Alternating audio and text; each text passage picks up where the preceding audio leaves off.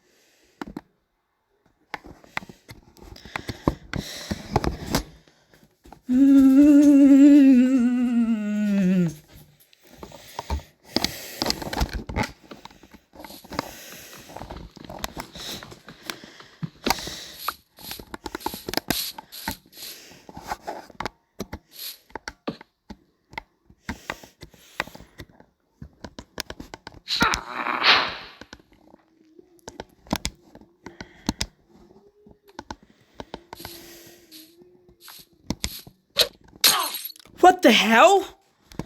What the hell was that? I wasn't looking. Ah, the witch.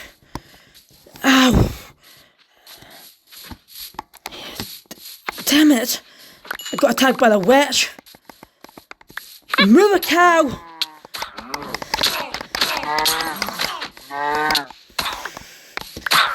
Damn it, I cannot defend that!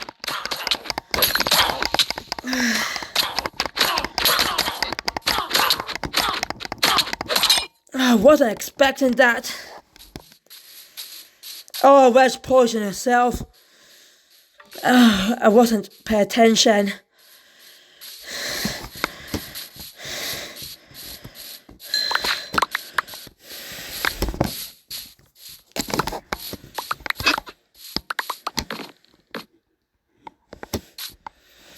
But I keep killing her until she passes away with poisonous or death.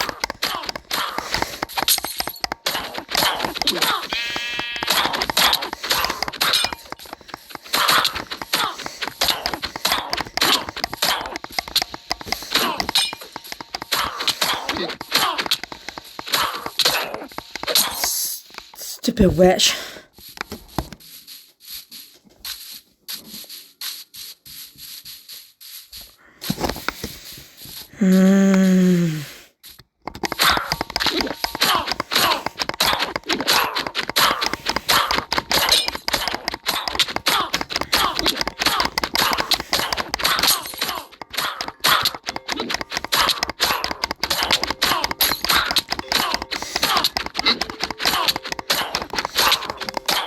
God, I hurt my finger. And yeah, just hurt my finger for a moment.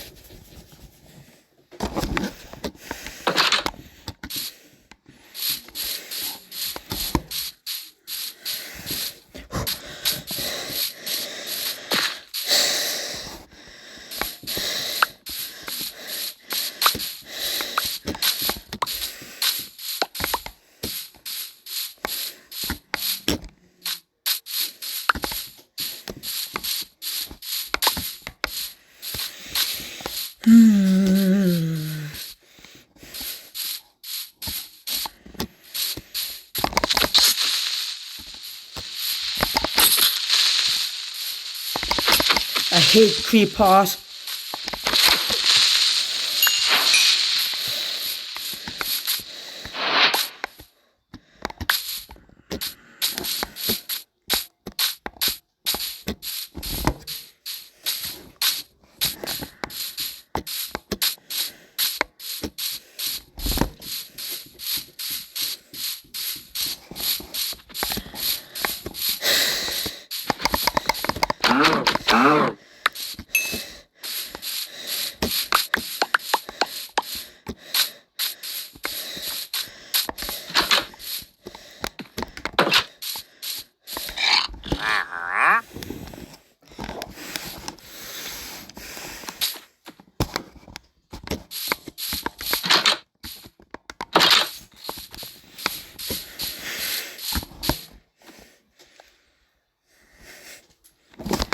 Huh?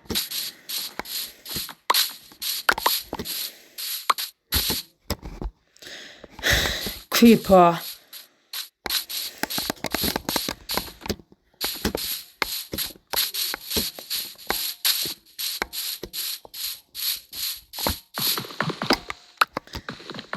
I know some of these is Lucy's as small as being found, so I was quite worried if that hold on, let me see it. Where that guy named again, the one who attacked Shubble back then, it was so unforgivable and shocking.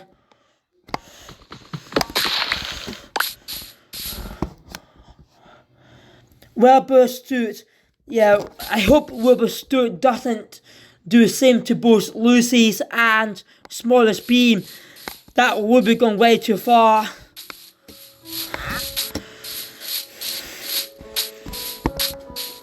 And this could be quite brutal to these days like that.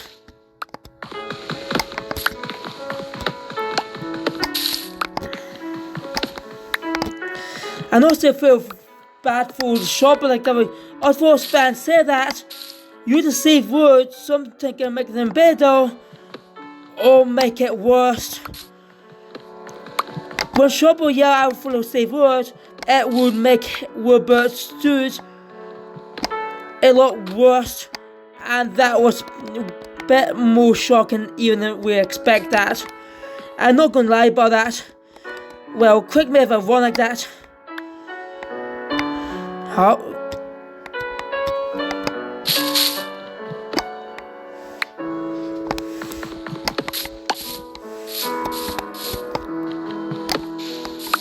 Oh, 15 minutes already. Wow.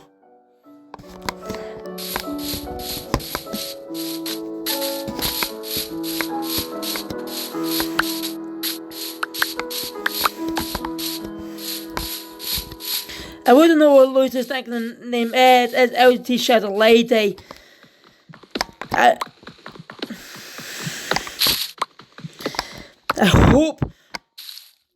really hope Ben will be Soot should go to prison for life like that way. Because I don't want him to do the same to Smallest Bean and LT Shadow Lady. Because if he does, he will be in jail for life. If he dared to both LT Shadow Lady and Smallest Bean. It's very unforgivable. And the other YouTuber who talk about unforgivable YouTubers, yes, we all don't know about that as well, but Soot. And what else? Let me see that. The one who with Shubble.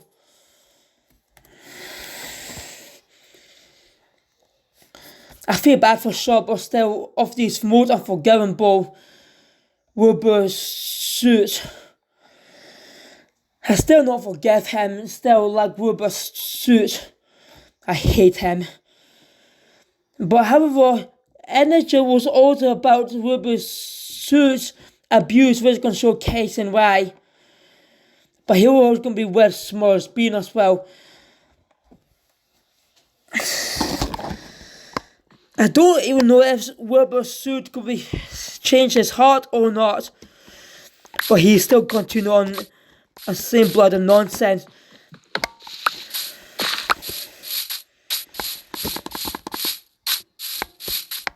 Yeah, I hate that guy. Like Wilbur's Soot.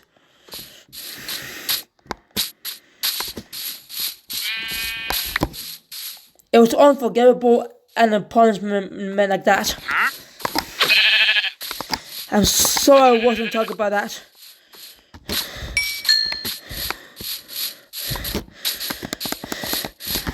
I feel bad for Smallest Bean, and also I'm not sure what Lex and Merrick said about that. But I need to take a look about that. But she was with Shubble as well. I need to look at video yourself later. Well, I'll go watch the Shubble first again. Well, I still feel so sorry about that. And she also crying and sobbing almost near the end of the explaining videos. All the famous popular YouTubers or big YouTubers deserve to be defended from the bad wicked YouTubers like Wilbur, Soot. I still hate that guy. If he do the same to LTT Shadow Later and Small Speed, he will be in jail for life. Like way too far. And I don't want to scare these fans who they like that way. He doesn't deserve any kind of forgiveness or redemption. If he does way too far.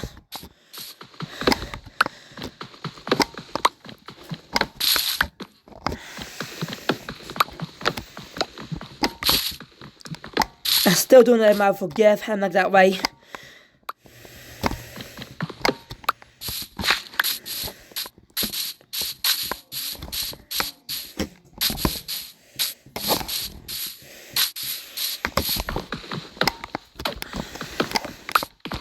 I'm not sure what that's what doing talk about Wilbur Soot's abuse, but that doesn't matter if she don't normally swear or not in her own channels. It was alright about that.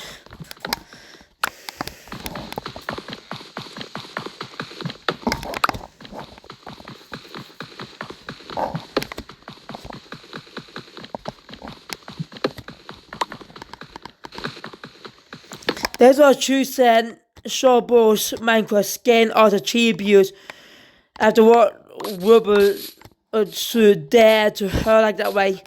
It's unforgivable and shocking. If Shubble was my favourite YouTuber, then I would be very not happy about that and shocked.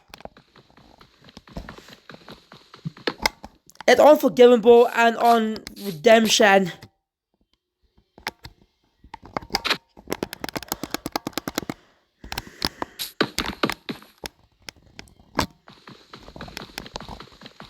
Well, it's from, when we're using this skin, I forgot to say that it was from Empire SMP2 that Shubble used it for its other feeders.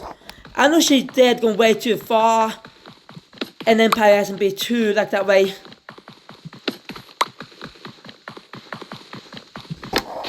But that's just a roleplay after all like that way.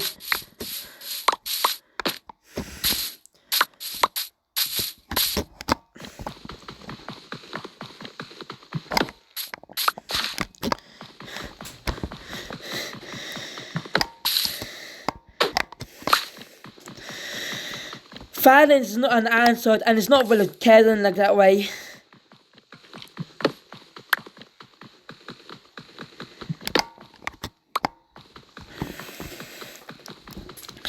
And being a big YouTuber mean behave ourselves. Better safe, I'm sorry.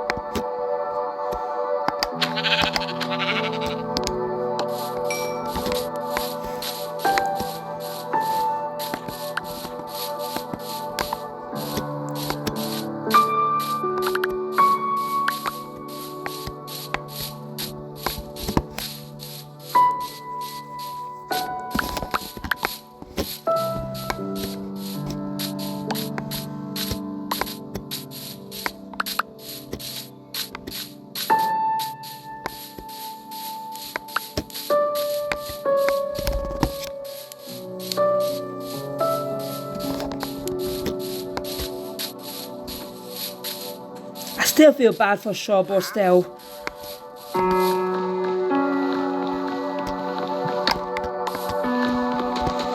I mean, what the hell is wrong with these? Wilbur Soot himself. And the reason why he's attacked Shubble, because when Shubble says subscribe which is bothered hen like that way. I mean, there's nothing wrong with that. That's her catchphrase.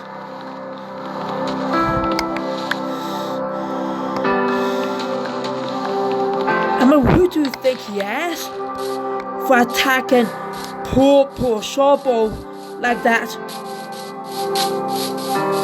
Who do you think he is? Are you in my house, merchant? Sorry.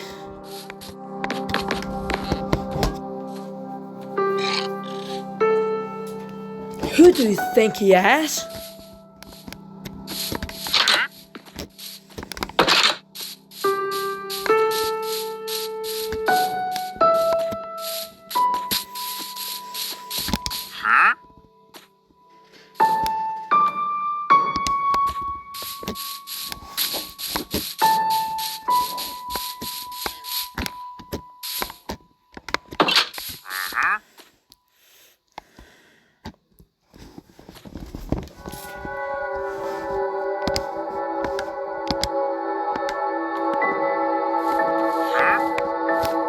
Do you see that?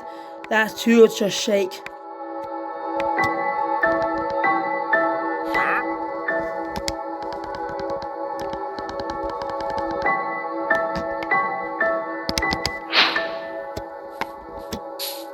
Yep, a shaking. Quite odd.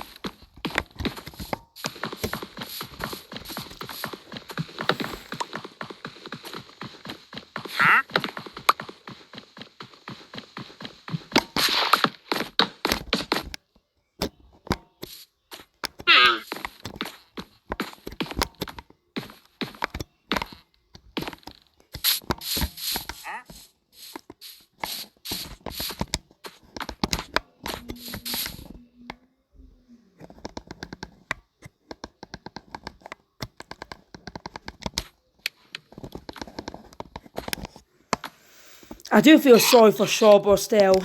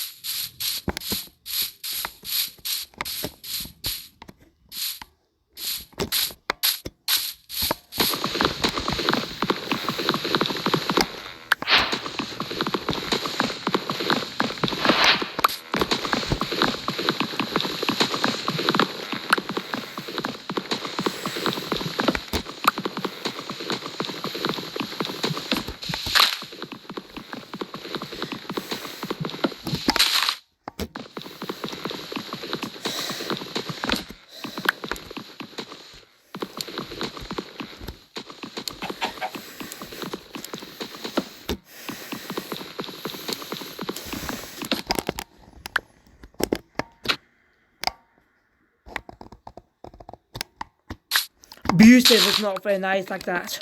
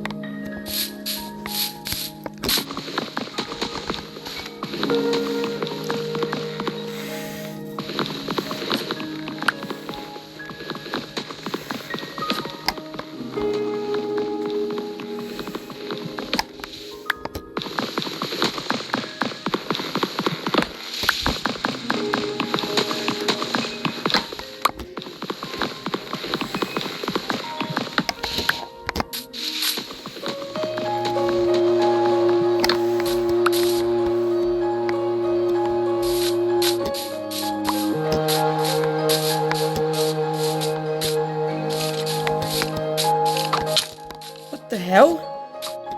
You shoot a skeleton. Can you get out of there?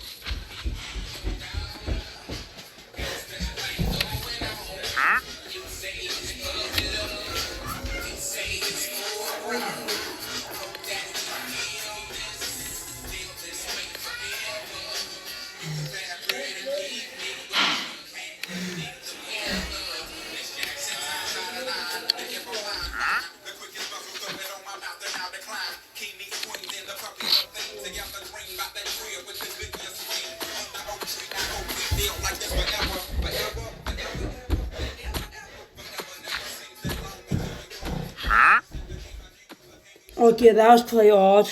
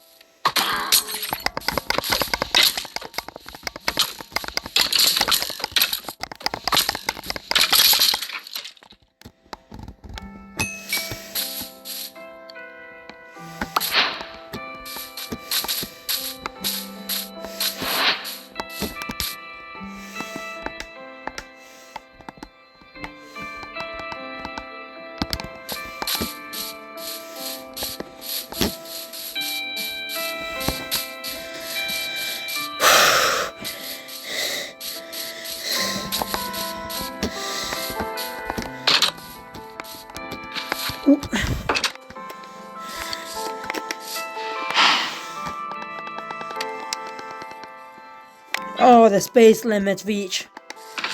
Yeah, the space was caught.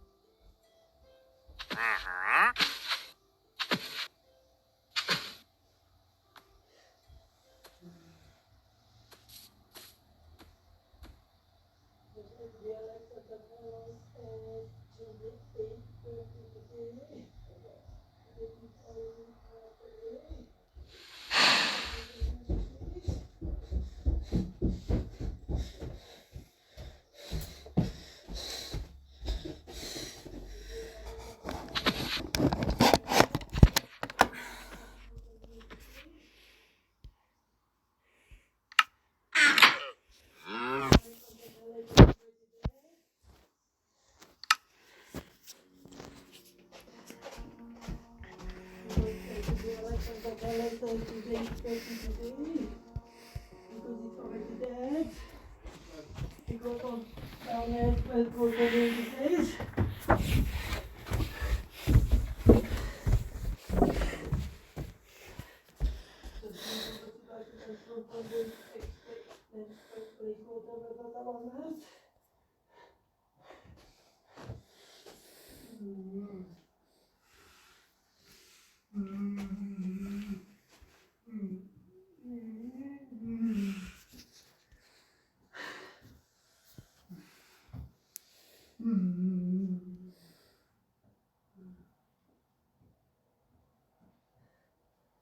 Because it would be like Santa Claus is 2050 today.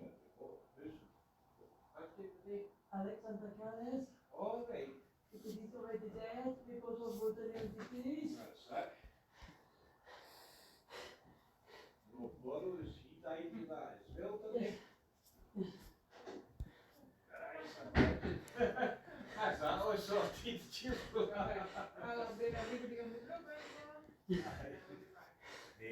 Brilliant. There's wee comfy. India! I was telling us all about India then this morning.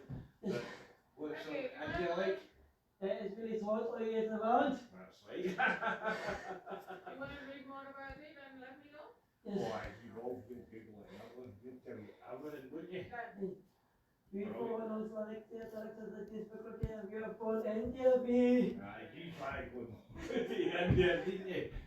Nice country, eh? You'd like to go there and see, because it's. You might want to go in the winter time. I was going to say that, it's too hot. It's too hot for you in the summertime. If you go in January, it's a bit like this. Because they'll be snowing in there, not. No? Just the mountains. Aye, up the mountains. But not the plains. You don't have to. Aye, up in the mountains where the Dalai Lama in that state. Yeah. They've got snow. There's no far from Tibet and Mount Everest and things like that. Yes, Mumbai used to be capital cities in India a very long time ago. That's it, aye. People. So read about the 7 wonders of India, I'll let you know. Oh, aye. 7 wonders of India, I think it was that is.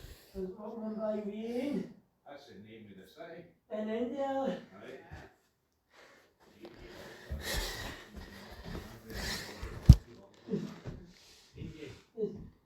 Capital cities in India was Delhi. Really? Alright. So next time you'll tell me about the 7 wonders of India. Alright? Okay. That's what go and Google it and find out, aye, won't it? You'll find it out, won't you? For me. And you can tell me all about it and that. And it'll be fully, it'll shut up because it'll be fully the knowledge, everything about it. Won't you? Well, I'll be in 2 weeks' time. Because we've got haircuts, dentist on Wednesday. Dentist on Thursday and Friday as well. I will let me get away here. Yes. Actually.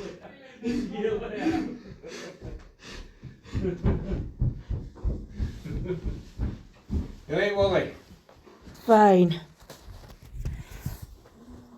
Surprised I'm not here today. Goodness, but it's alright.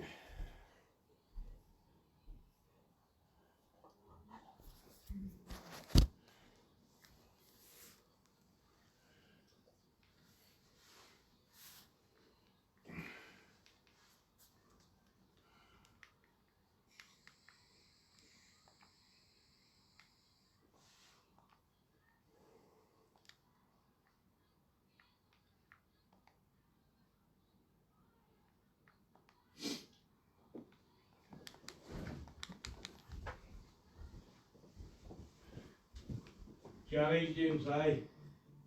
Aye, just take it easy, son. It's bloody warm, isn't it?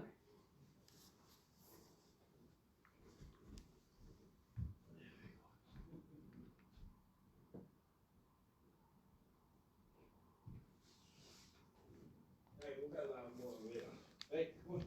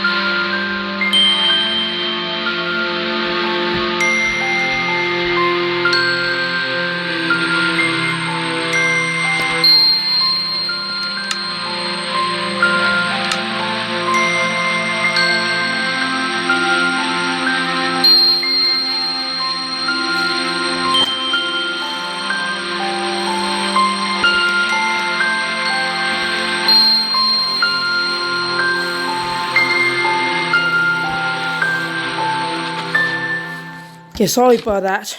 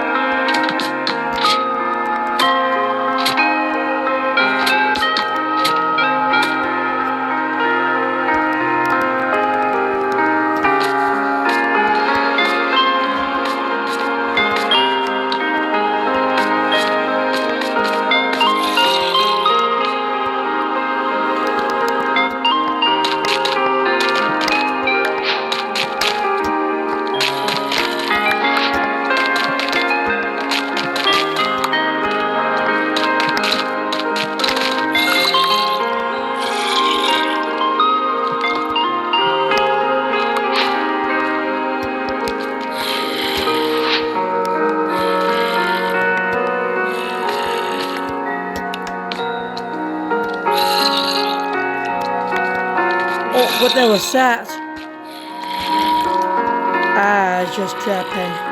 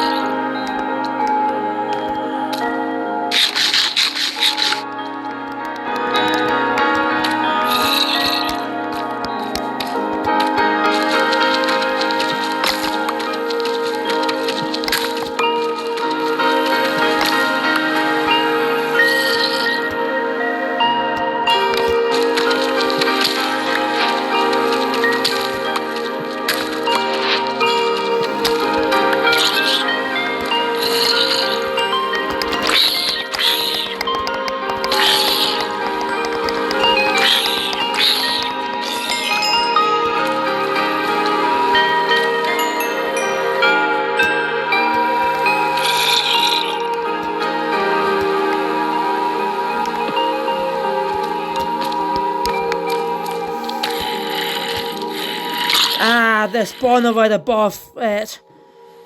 Better be careful.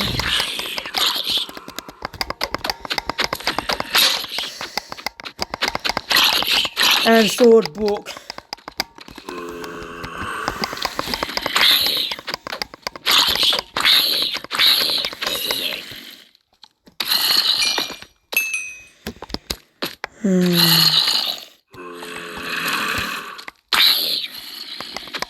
And this one had a new sword. Give me that sword, zombie. Give me that sword.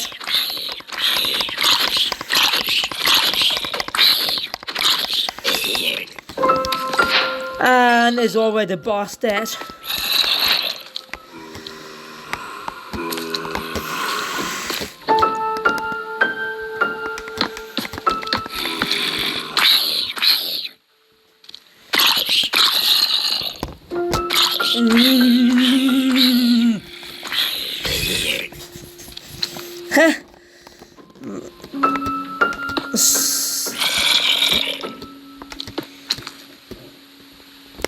And it cannot get down.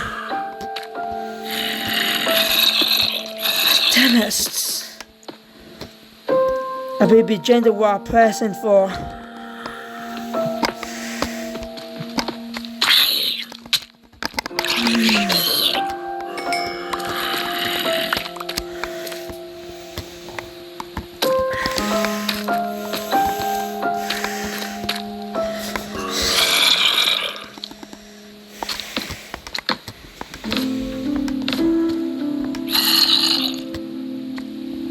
Ah, right, this one was in the way.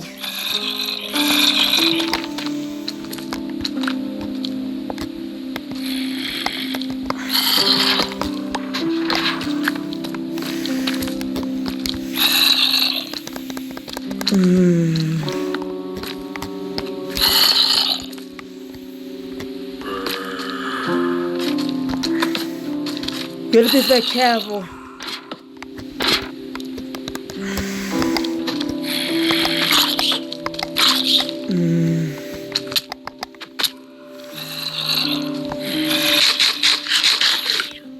Yep, it's use a ladder.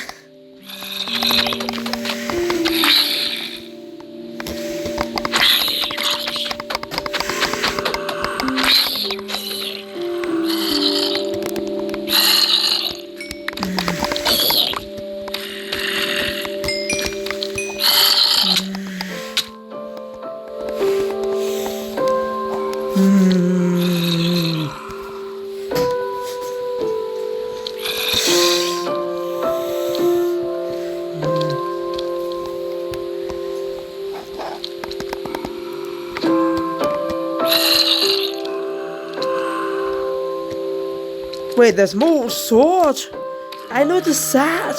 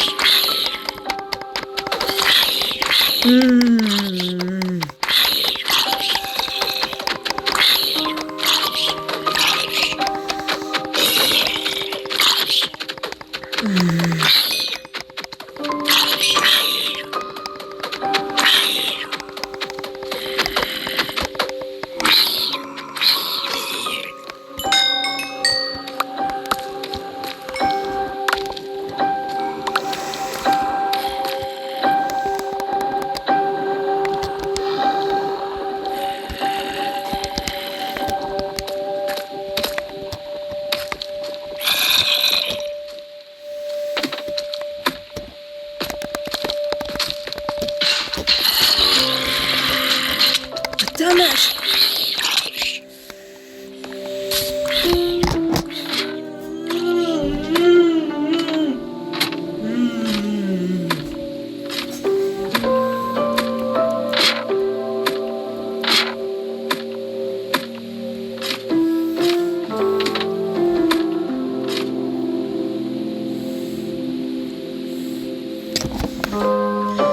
I need to get rid of that spawner.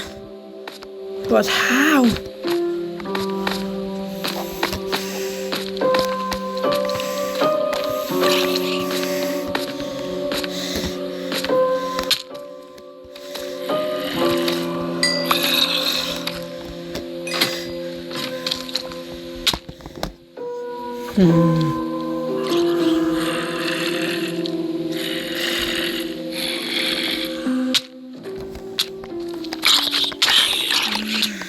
Damn it.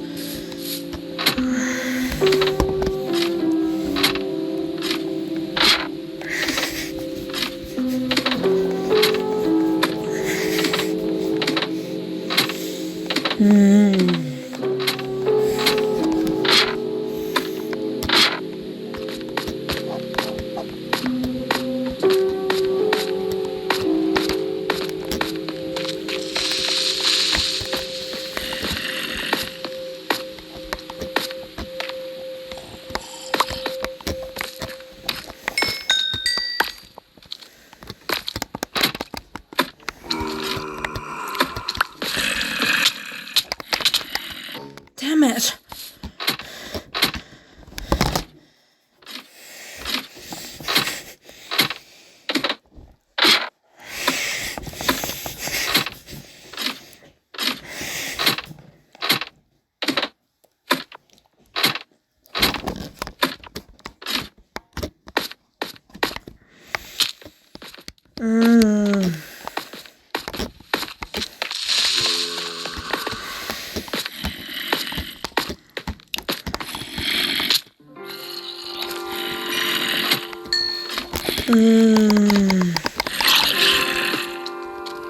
Damn it. Stupid full damage. What the?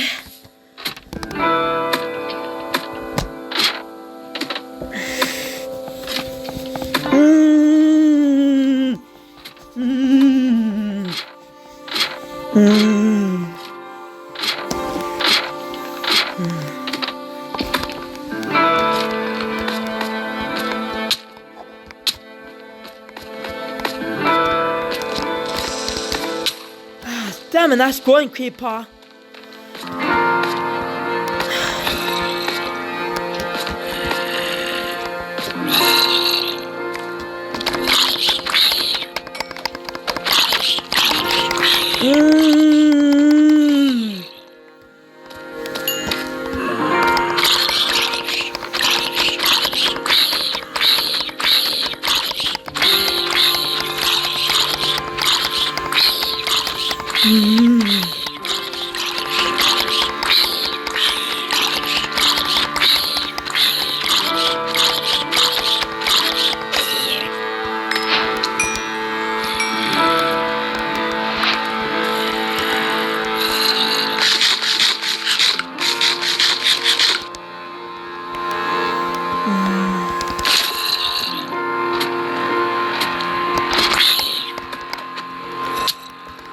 Damn it, I'm too slow. I'm too slow.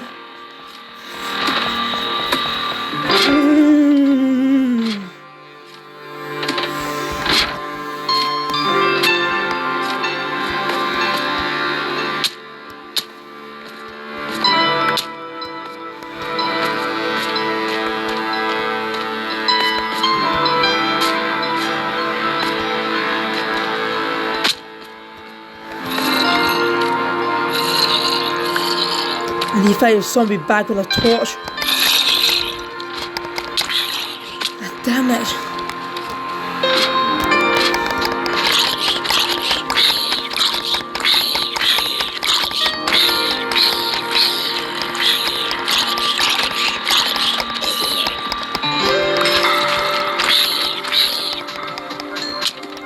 Come on, zombie! Just get him away!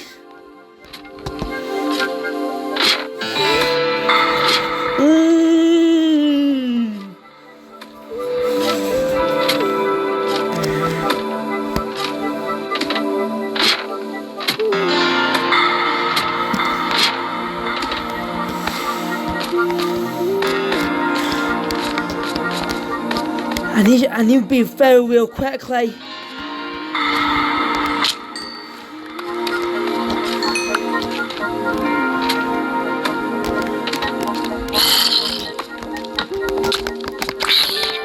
Come on, the stop is gone.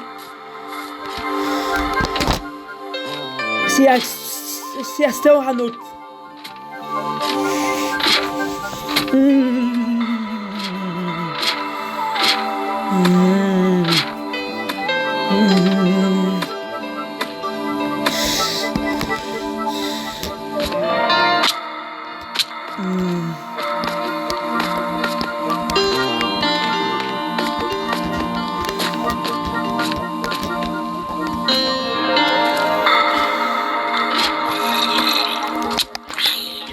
Damn it! Ah, damn it! Come on, zombie! I cannot fight back with a very weak weapon.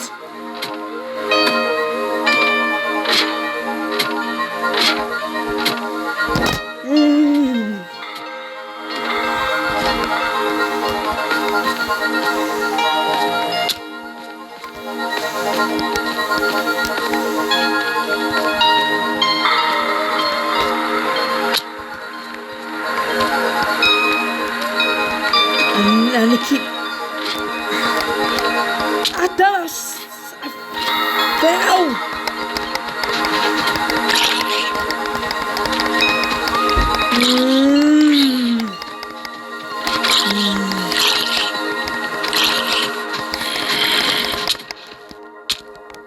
I lost my pickaxe. I cannot fight zombie because look, I'm on low on health. He keep fight. He keep hitting me. This is a really worst spot to fight a zombie.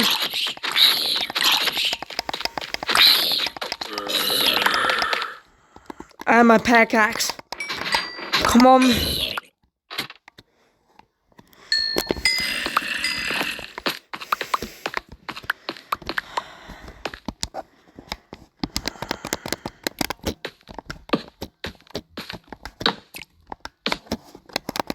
I lost my everything.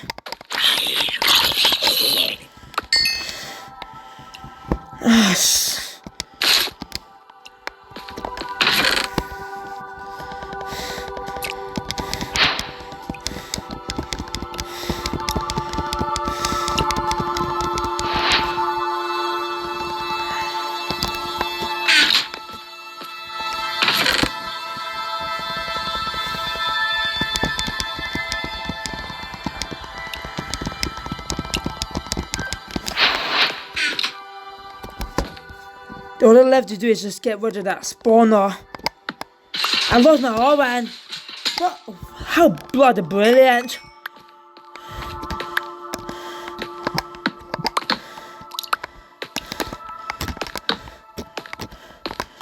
I need to find another oven right above it. I cannot believe I lost everything. I still don't know how to do an oven farm still because I'm still useless. I'm so sorry for being embarrassing.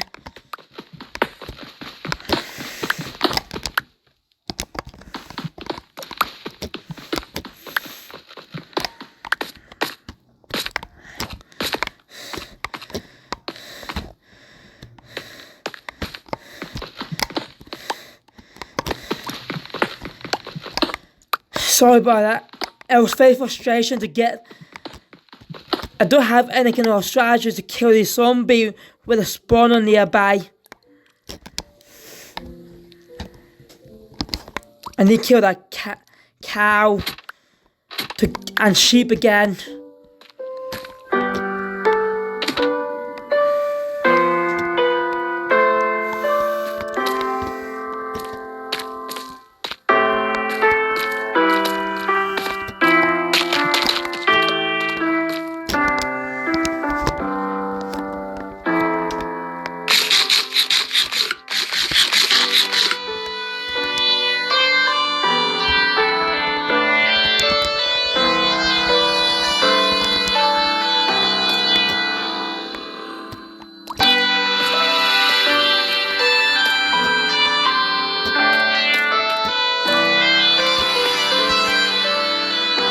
I need to find a way to climb back up.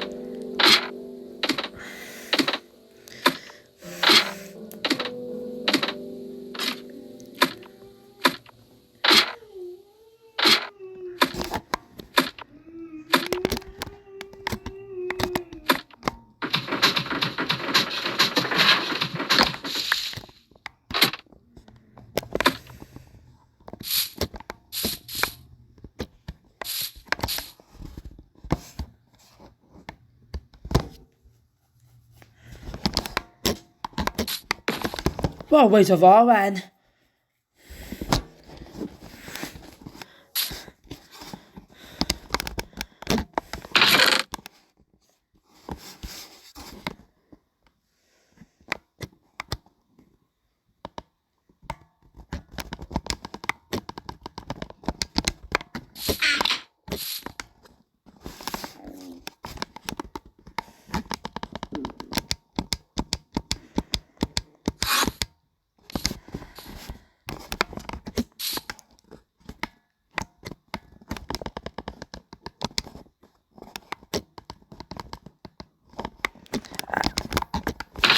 Pumpkin seed is still safe.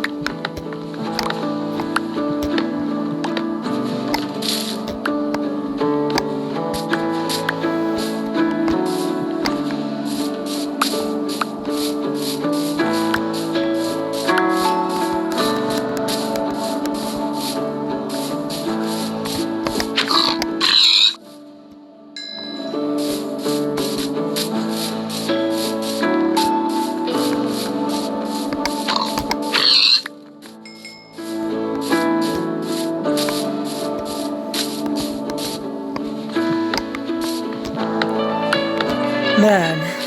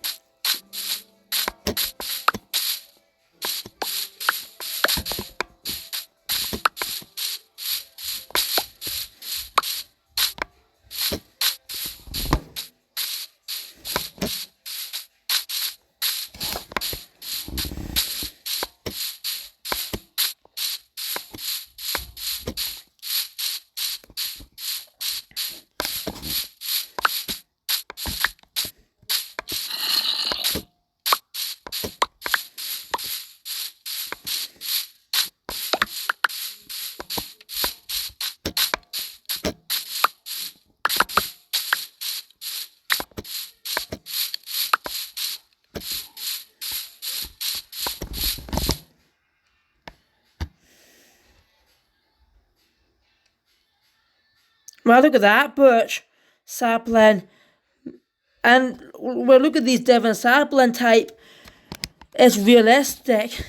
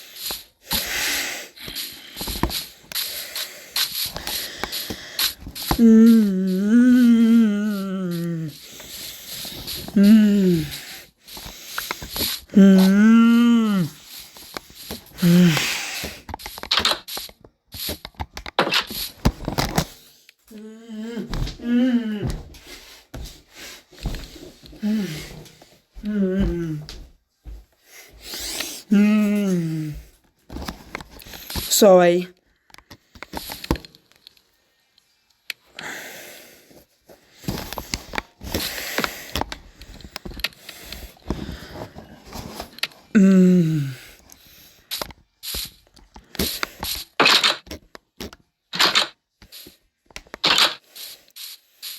Oh, bit of watch out for Enderman.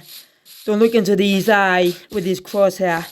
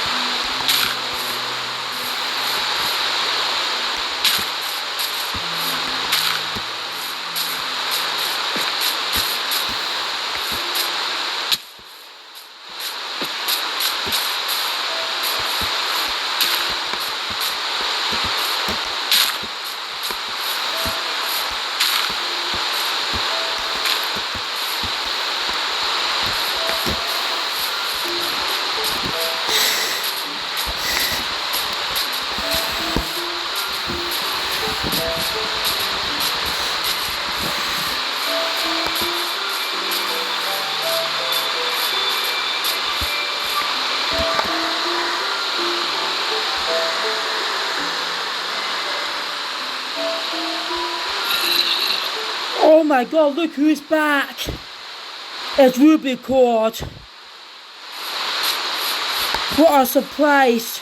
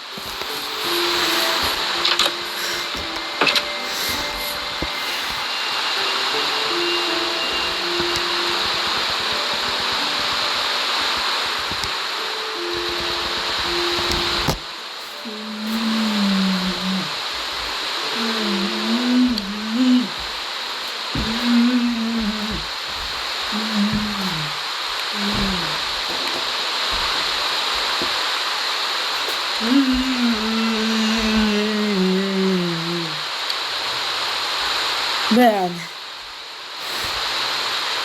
Yeah.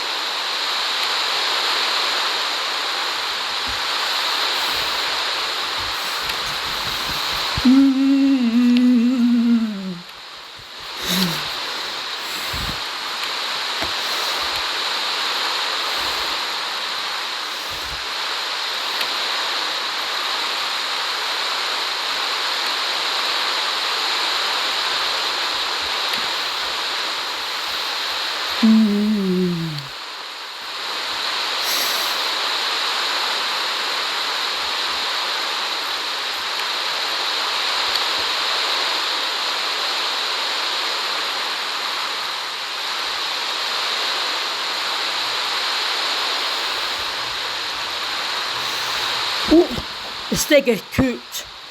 Whoops, wasn't pay attention for that.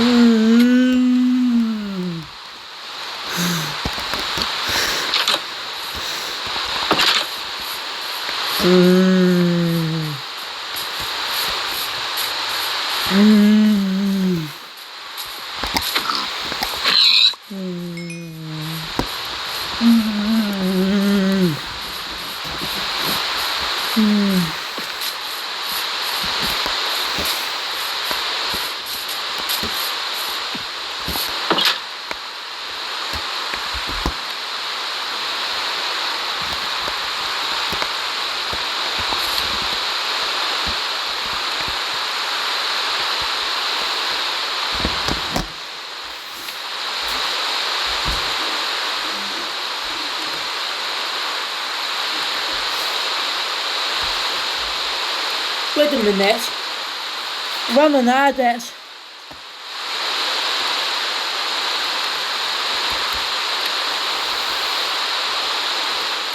And let me look at Ruby Cord. What a surprise to see that YouTube was back. Let me see. It's back, and last week ago doing unfinished business like this should done that ages ago. Yeah, it's called a dual match Origins.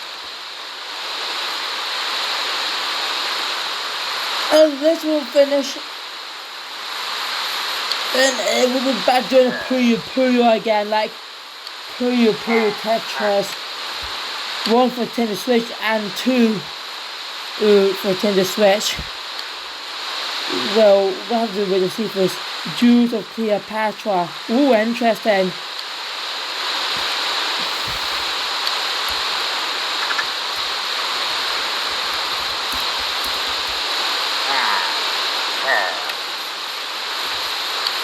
Let's call Cleopatra's Jewels possible.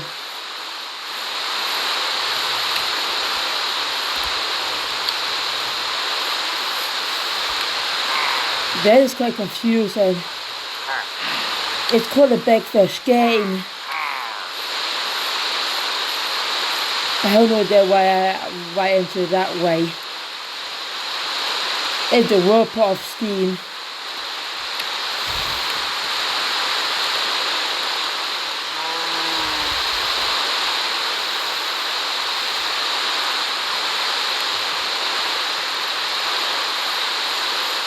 Oh, I got 2 fuels. Wow.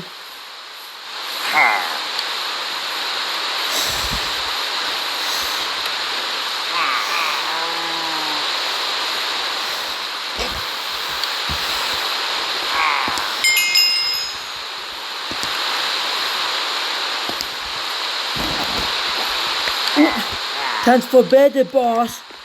Wasn't pay attention.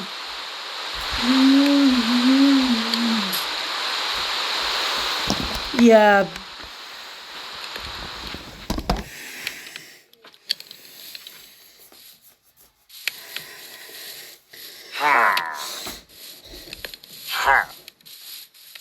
I hear merchandise.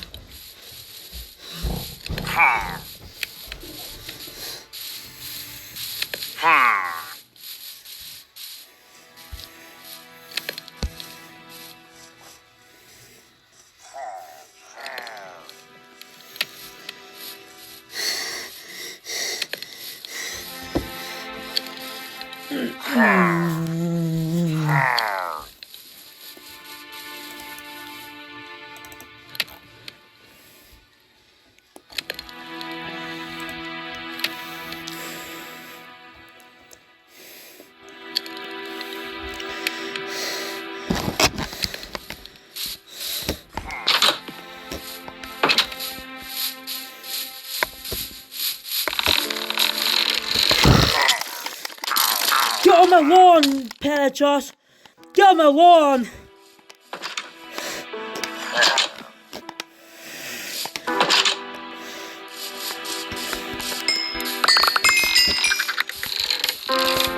Get on my lawn!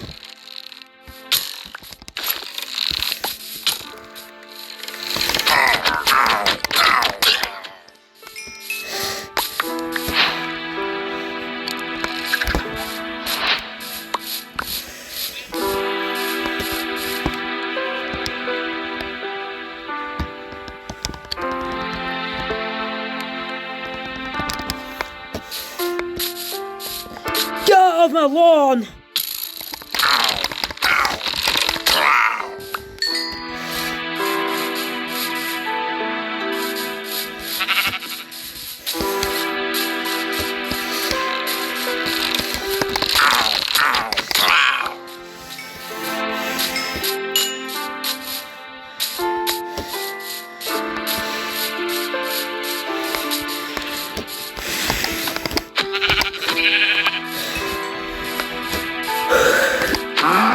I need to find a way to get rid of that banner.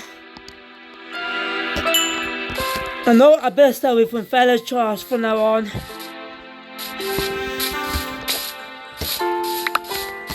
That what you get for murder me, you stupid Pelichar.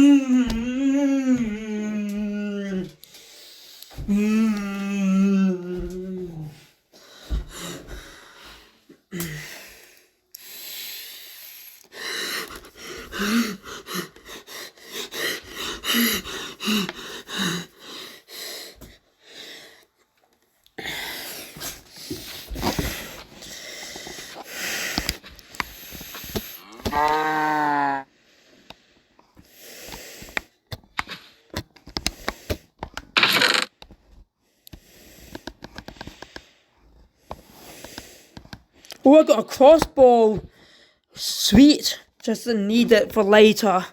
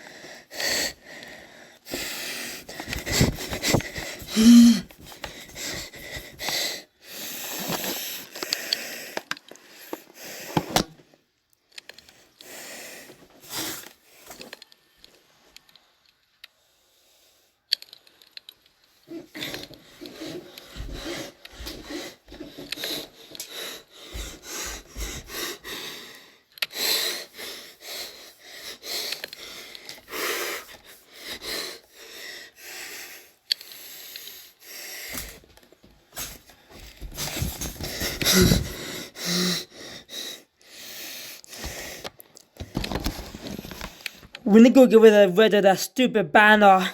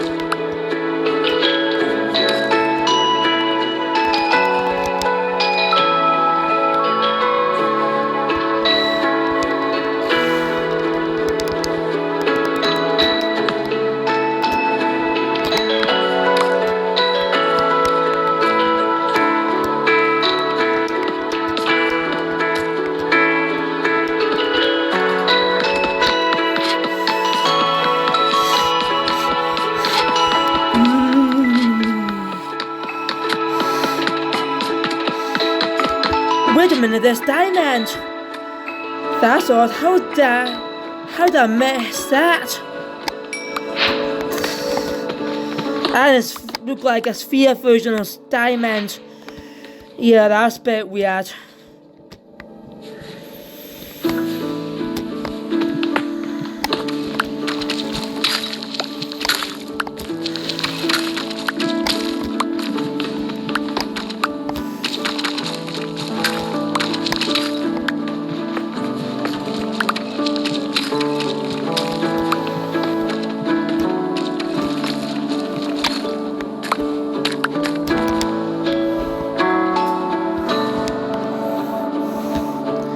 Ah, right, I better use a rule.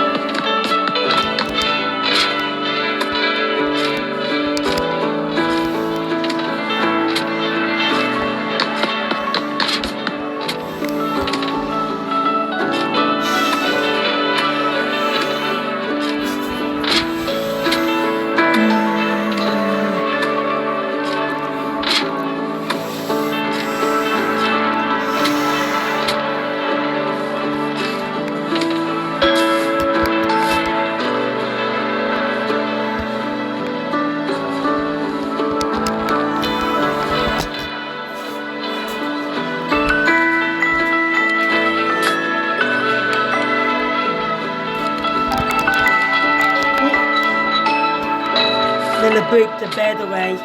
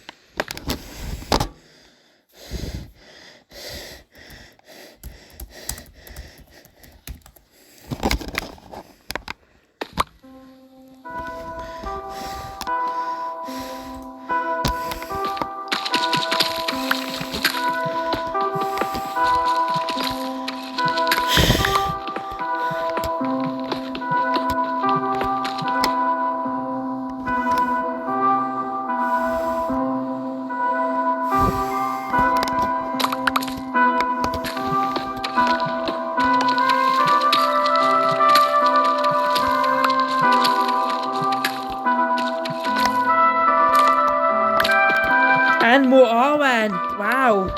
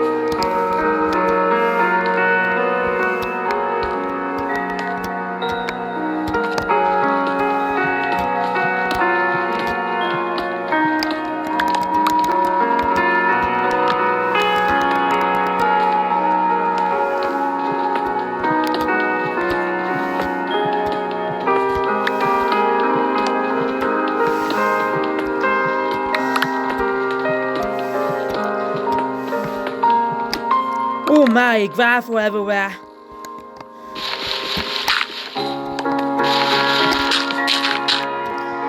See, you're doing like that. See, it's worked like magic.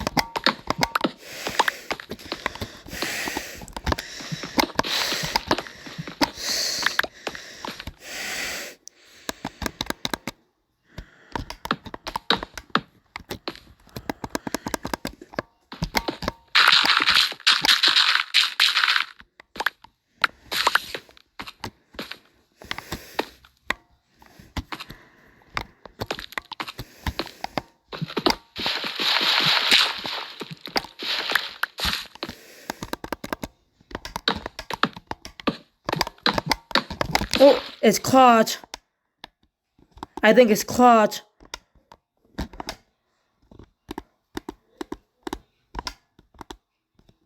Yep, it's caught.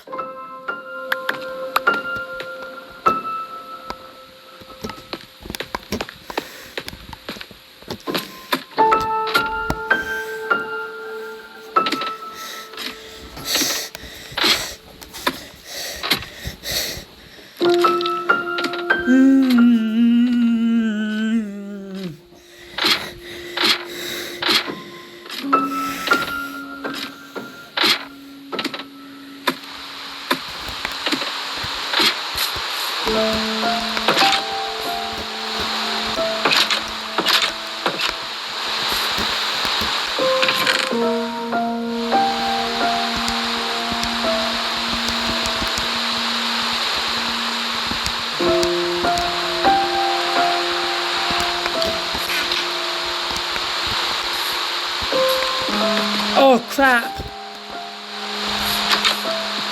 Get him a lawn beast.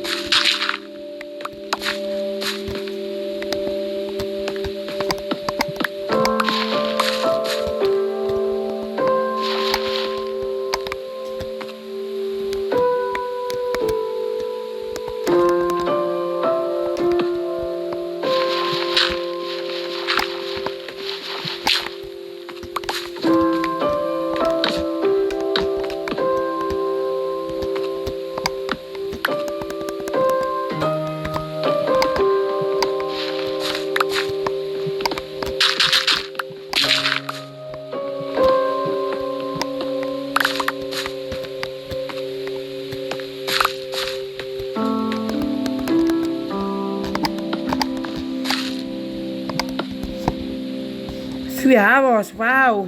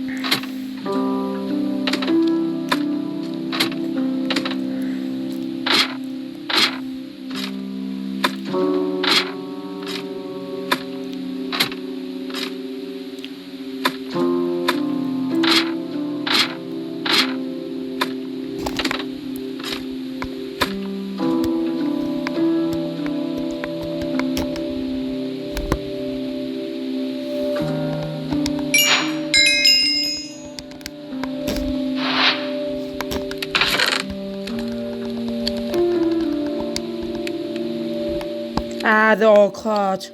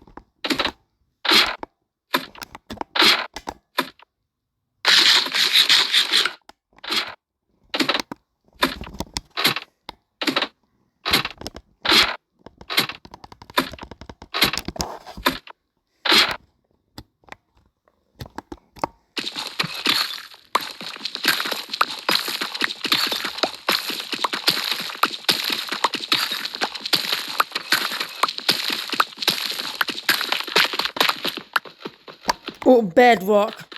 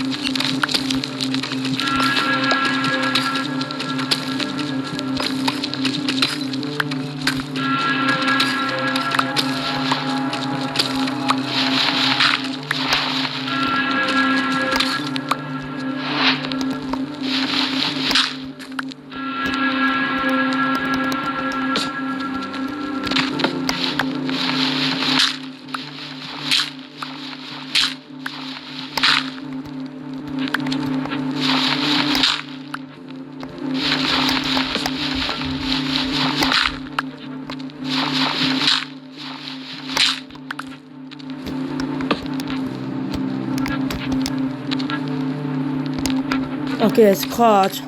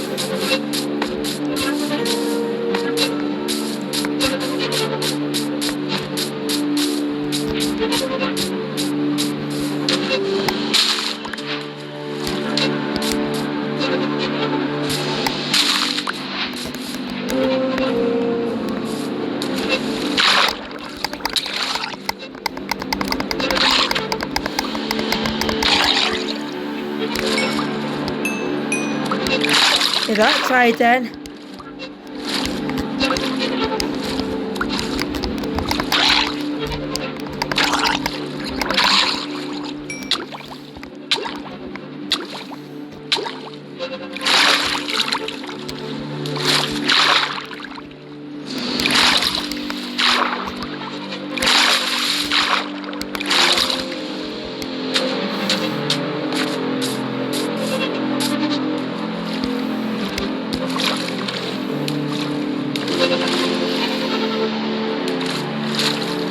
Whew.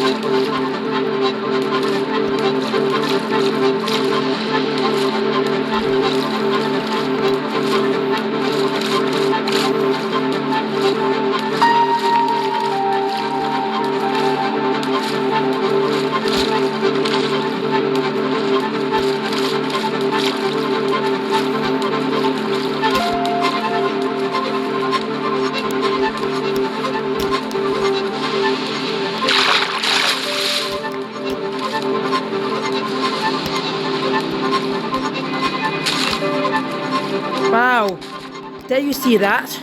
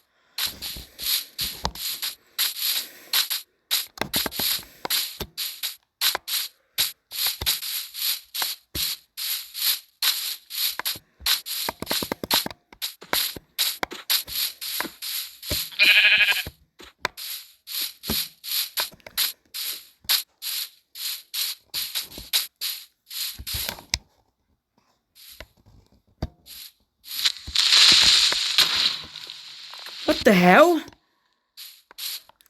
I wasn't expecting that.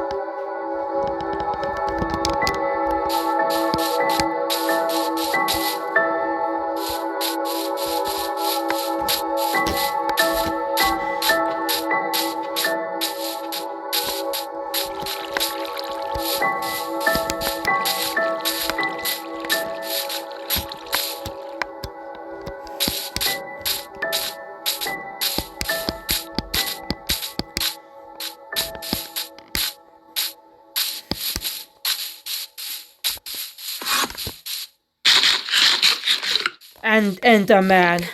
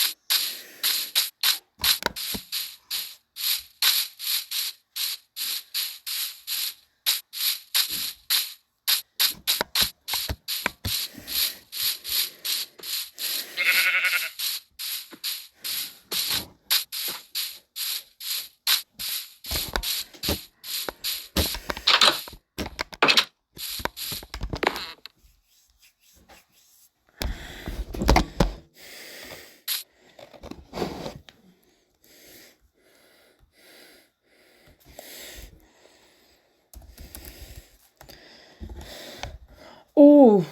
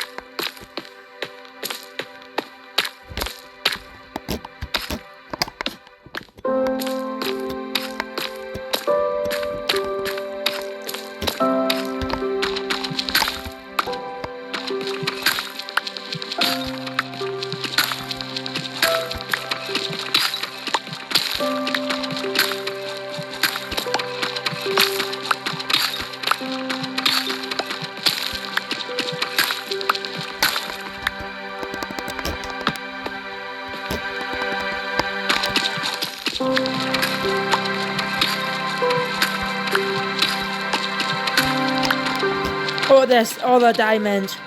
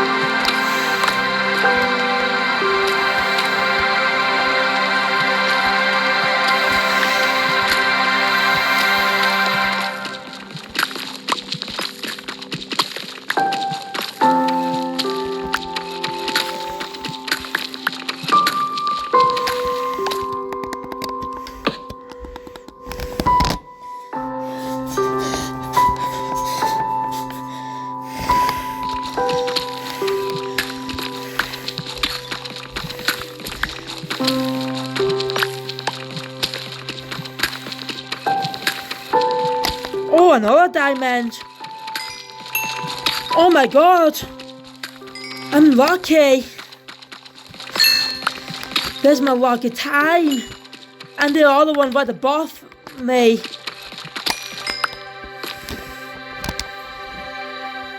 Damn, I'm rich.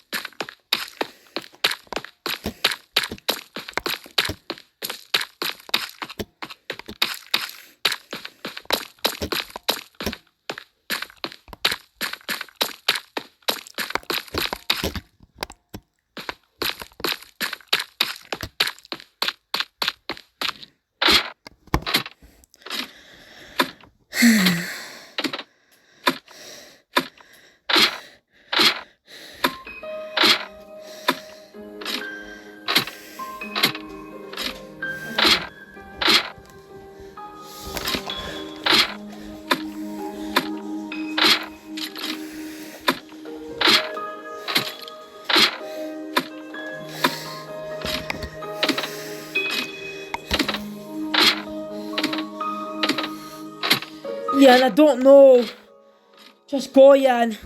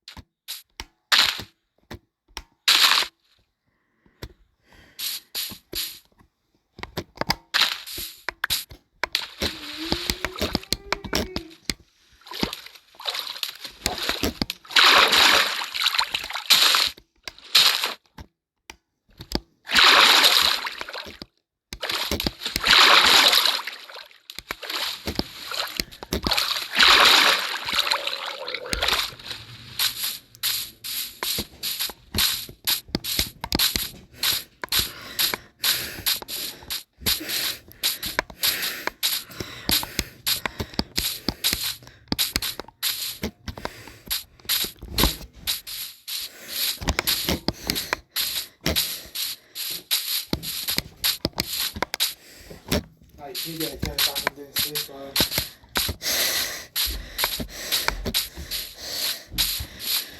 That was a good again.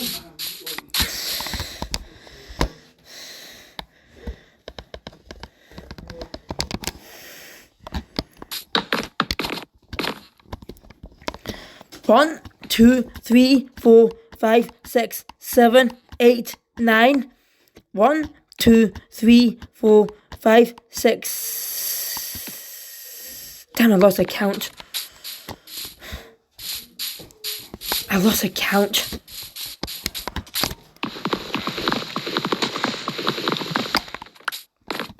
One, 2, 3, 4, 5, 6, 7, 8, 9.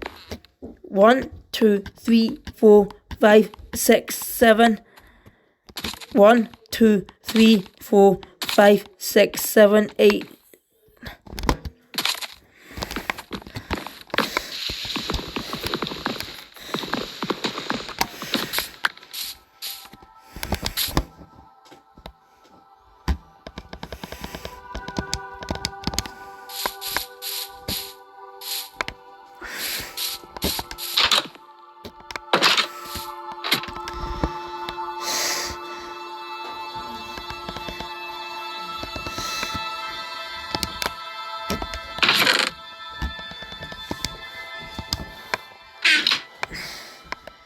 Oh, what are you doing there? You want some diamonds? There.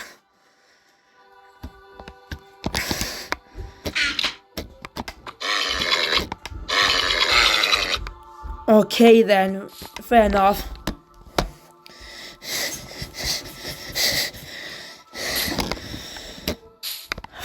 Fair enough.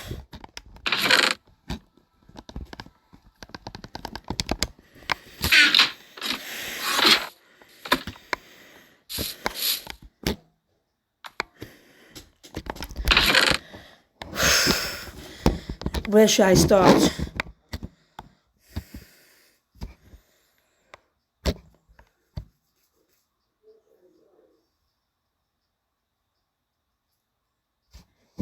Ah.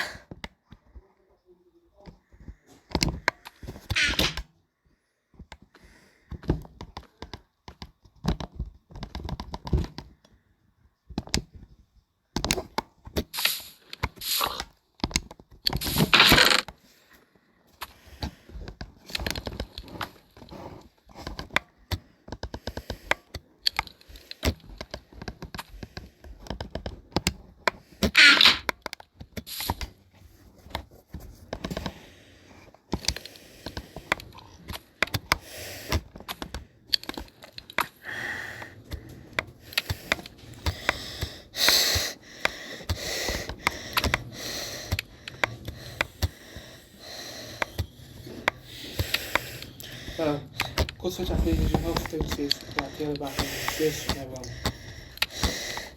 Che mai più.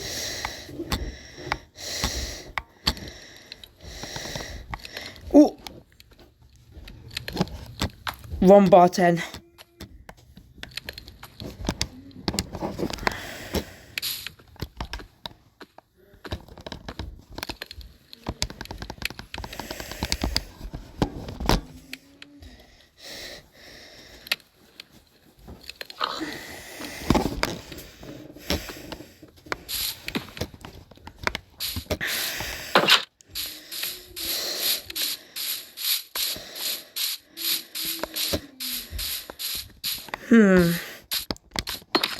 One, 2, 3, 4, 5, 6, 7, 8. Wait, I can't that. 9. 1, 2, 3, 4, 5, 6, 7, 8, 9. 1, 2, 3, 4, 5, 6, 7, 8.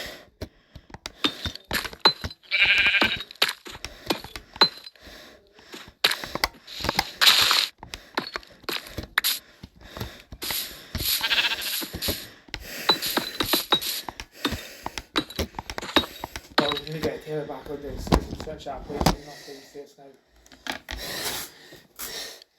and get tail back on them at the same time.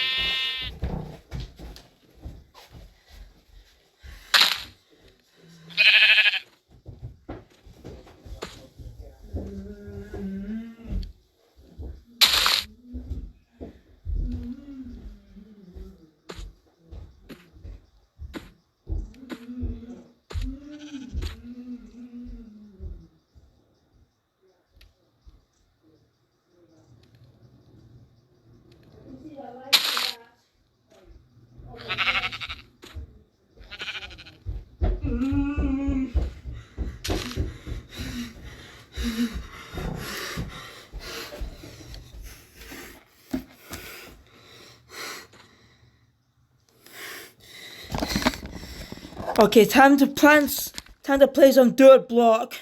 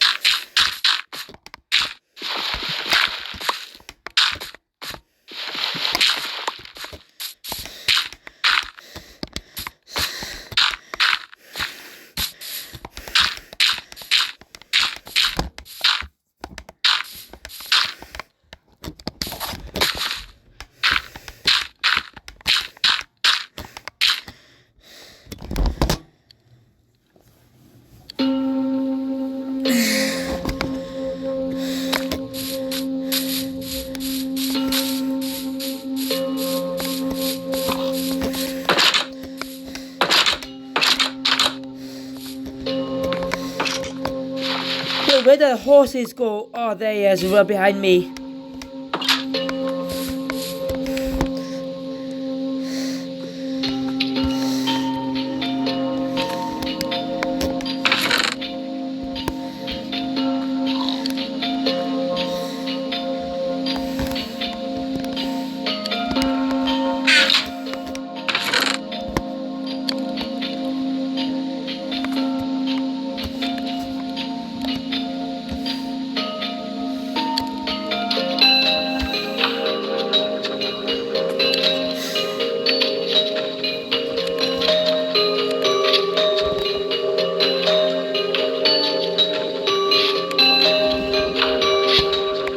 I wonder that there's the orange.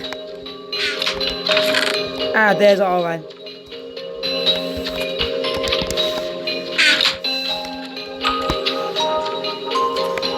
Time to craft some bucket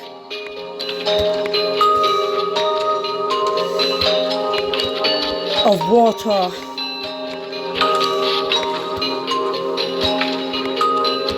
Before doing that, they'll craft flint of steel first. And then, now where's a bucket of, there's a bucket of water. Well, it's just bucket.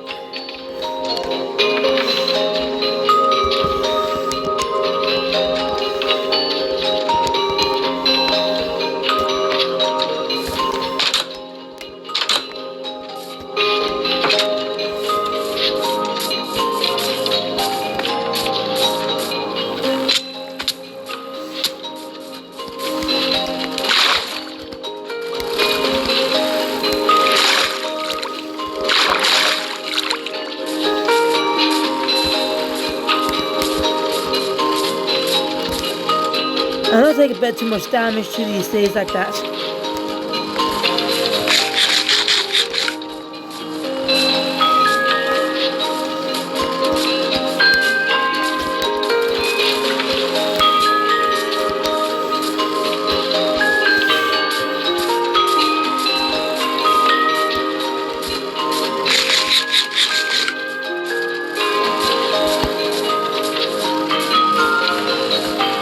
have to kill sheep again for more food.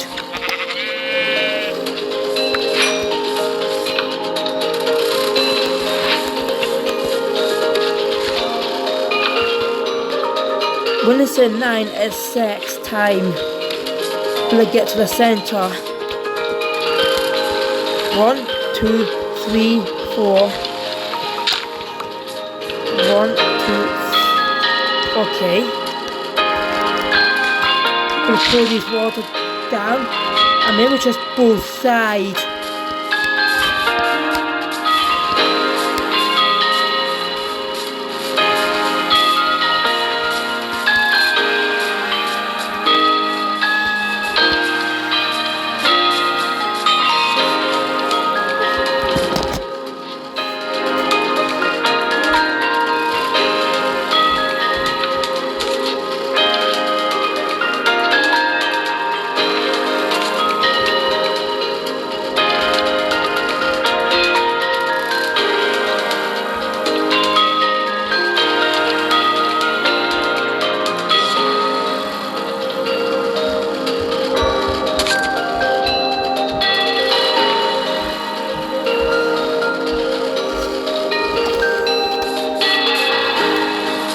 What's on setting? Better be careful.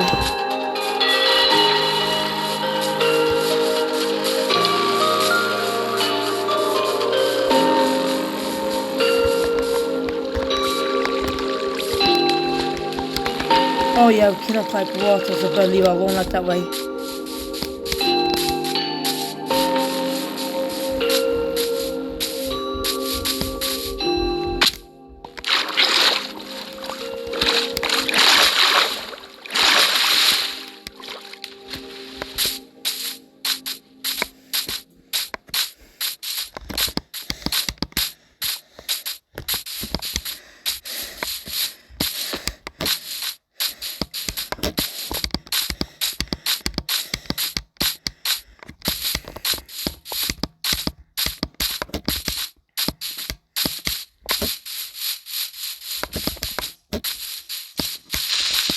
Damn, I hate creeper. God, I hate creeper.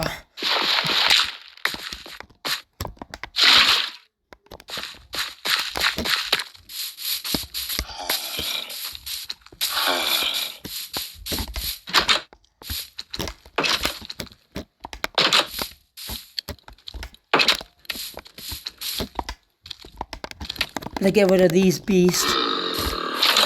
Well, the mobs, I would say.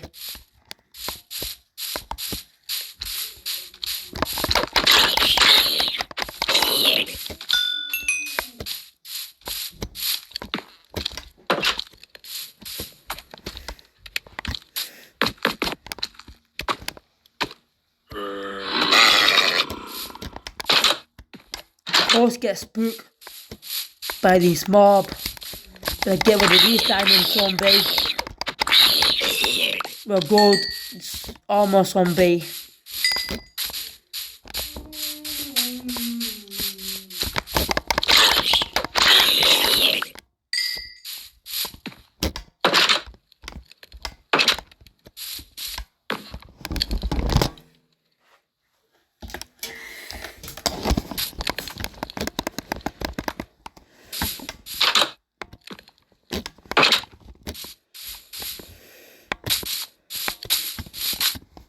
Oh.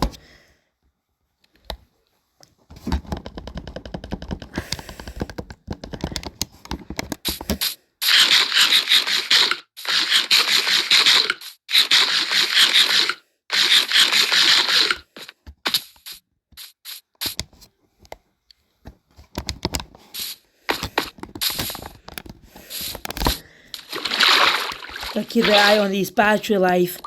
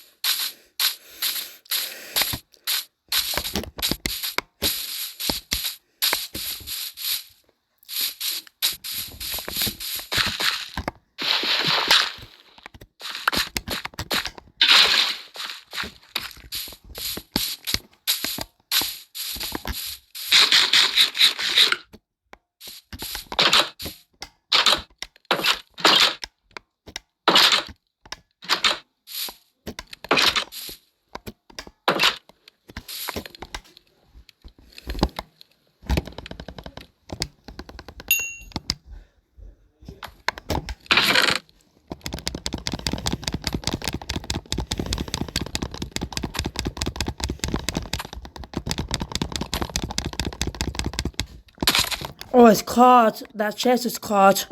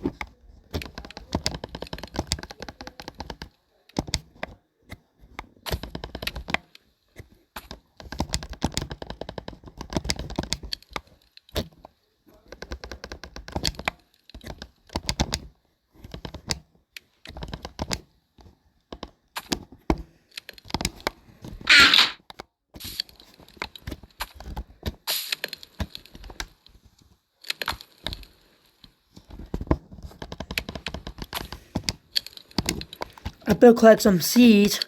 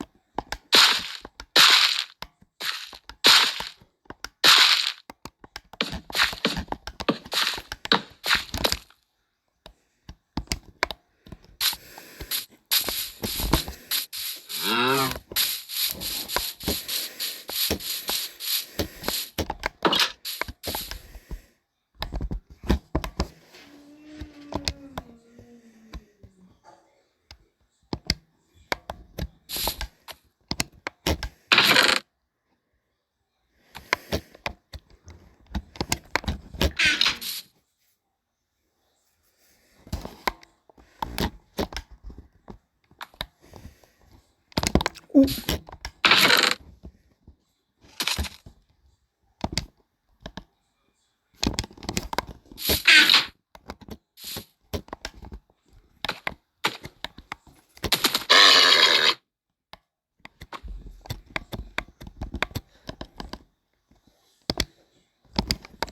Okay.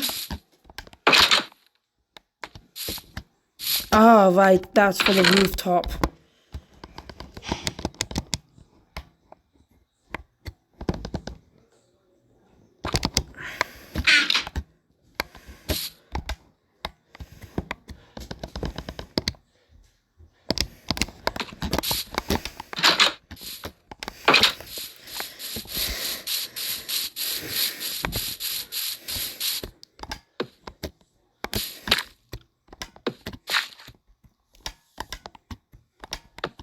There.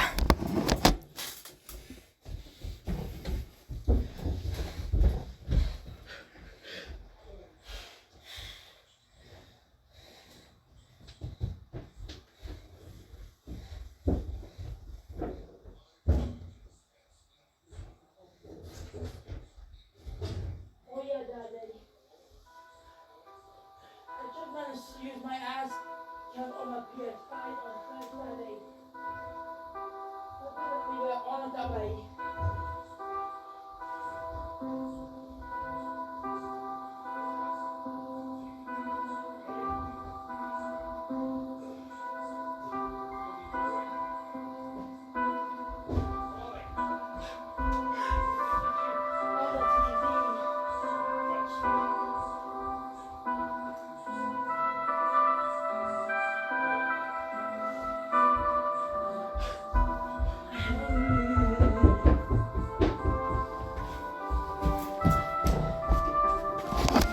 Okay, now where should I start?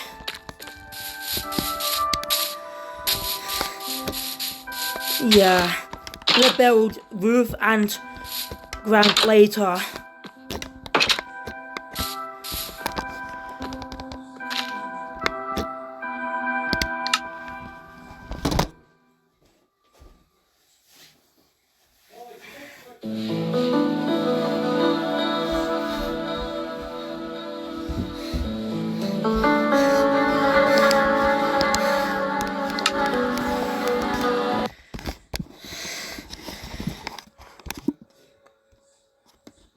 Oh, you've come down and switch that up.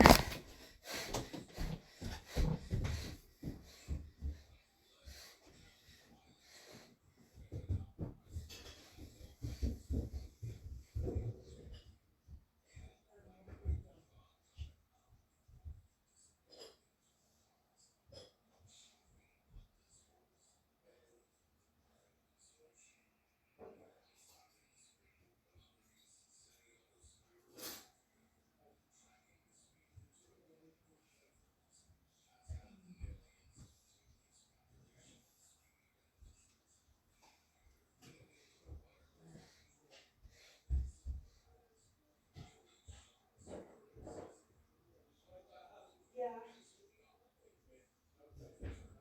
I just rotated on my screen when you see my face.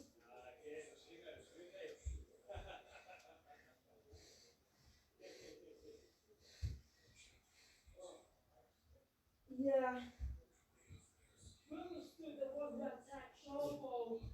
Back then, it was quite shocking when he went through there. It's not been nice attack against other popular YouTubers. A popular YouTuber attack other popular YouTubers, that's quite a disaster. What was down on gender? Women, black people, child are vulnerable.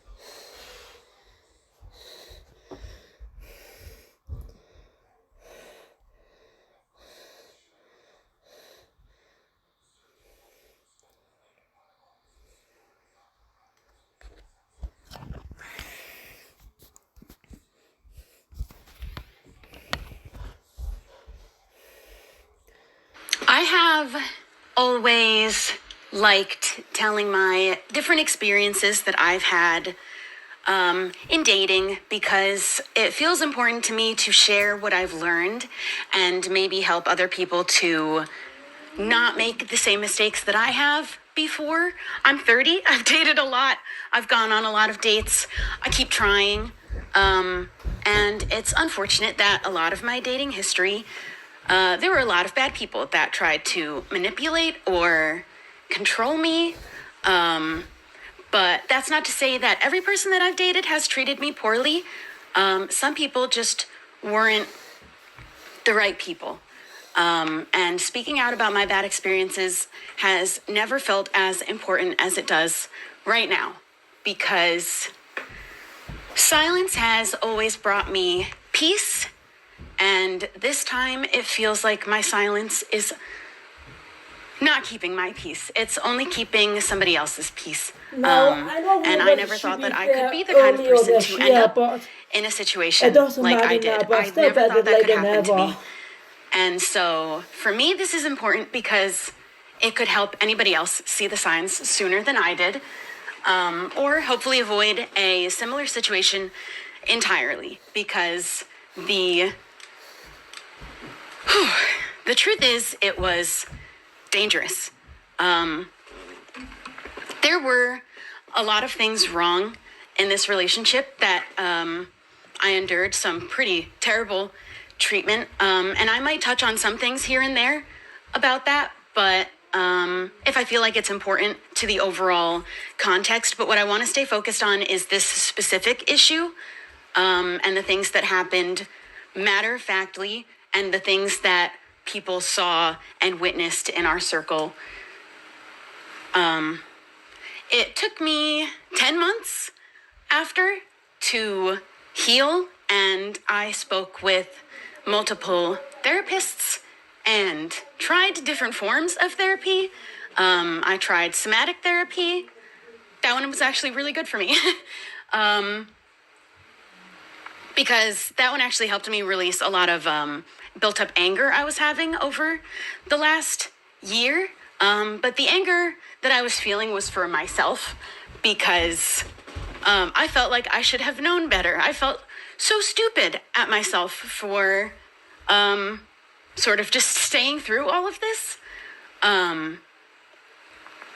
And I shared my story with a lot of friends after I started talking to therapists, and I was like, so this thing happened, and I wasn't really sure. It just seems weird now to me looking back, and all of them told me exactly what was happening in the words that I was too afraid to use.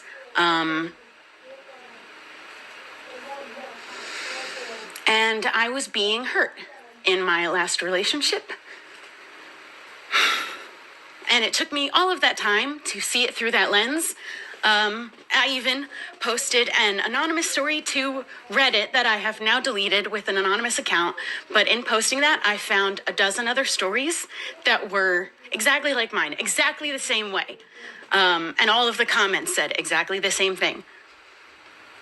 And I was so mad at myself because I was lying too, at a certain point, to protect this person, because I knew that if I told my friends the truth, it'd make them look really bad. I didn't think that I would cry. And I practiced saying all of this and I didn't cry, but it's easier to practice it when no one is listening. But he always cared more about how it looked, and that was really important, not what was true. And it was really subtle.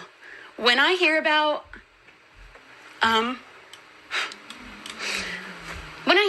physical abuse, I think of hitting. I think of hitting and punching. So I thought that this wasn't violent enough, to be abuse.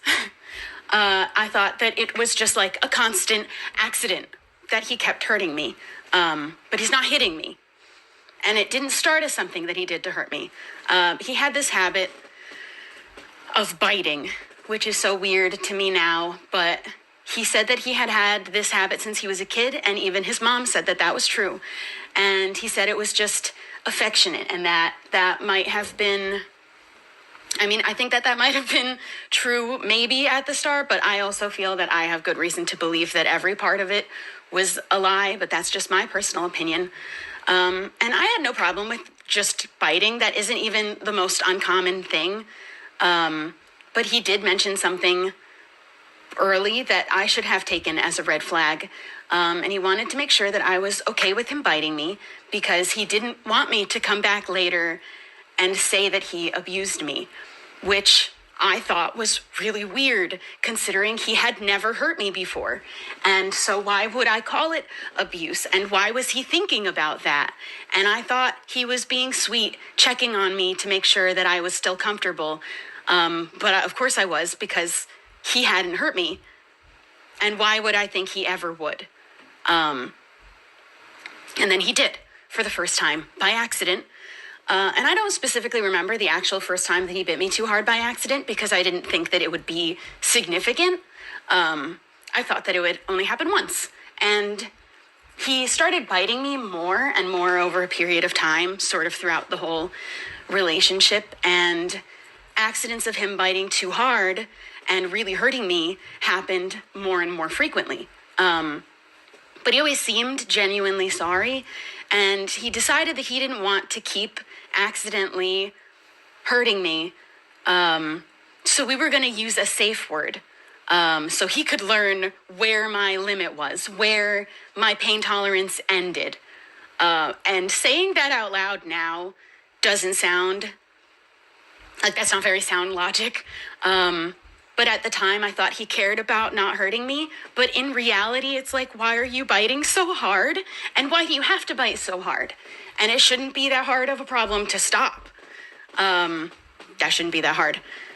And he disguised it as this really quirky part of our relationship and was so comfortable sharing it with his friends to the point that he would do it in front of them. He thought it was this really funny story to tell and a good bit to take my arm and bite me in front of everybody until I literally shout in pain. And then I have to laugh it off because I'm so embarrassed and I don't want to cause a scene in front of all of our friends.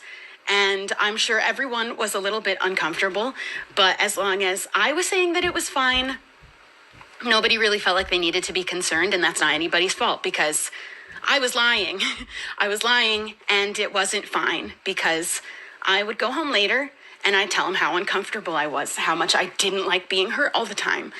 And I needed him to really stop biting so hard. I didn't like it, and I tried telling him over and over again because he wasn't actually trying at all to not hurt me. But he said he would try at first. And then he started saying things like, it was my pain tolerance that was too low, or I'm exaggerating how much it actually hurts. He's not even biting that hard. I'm being dramatic.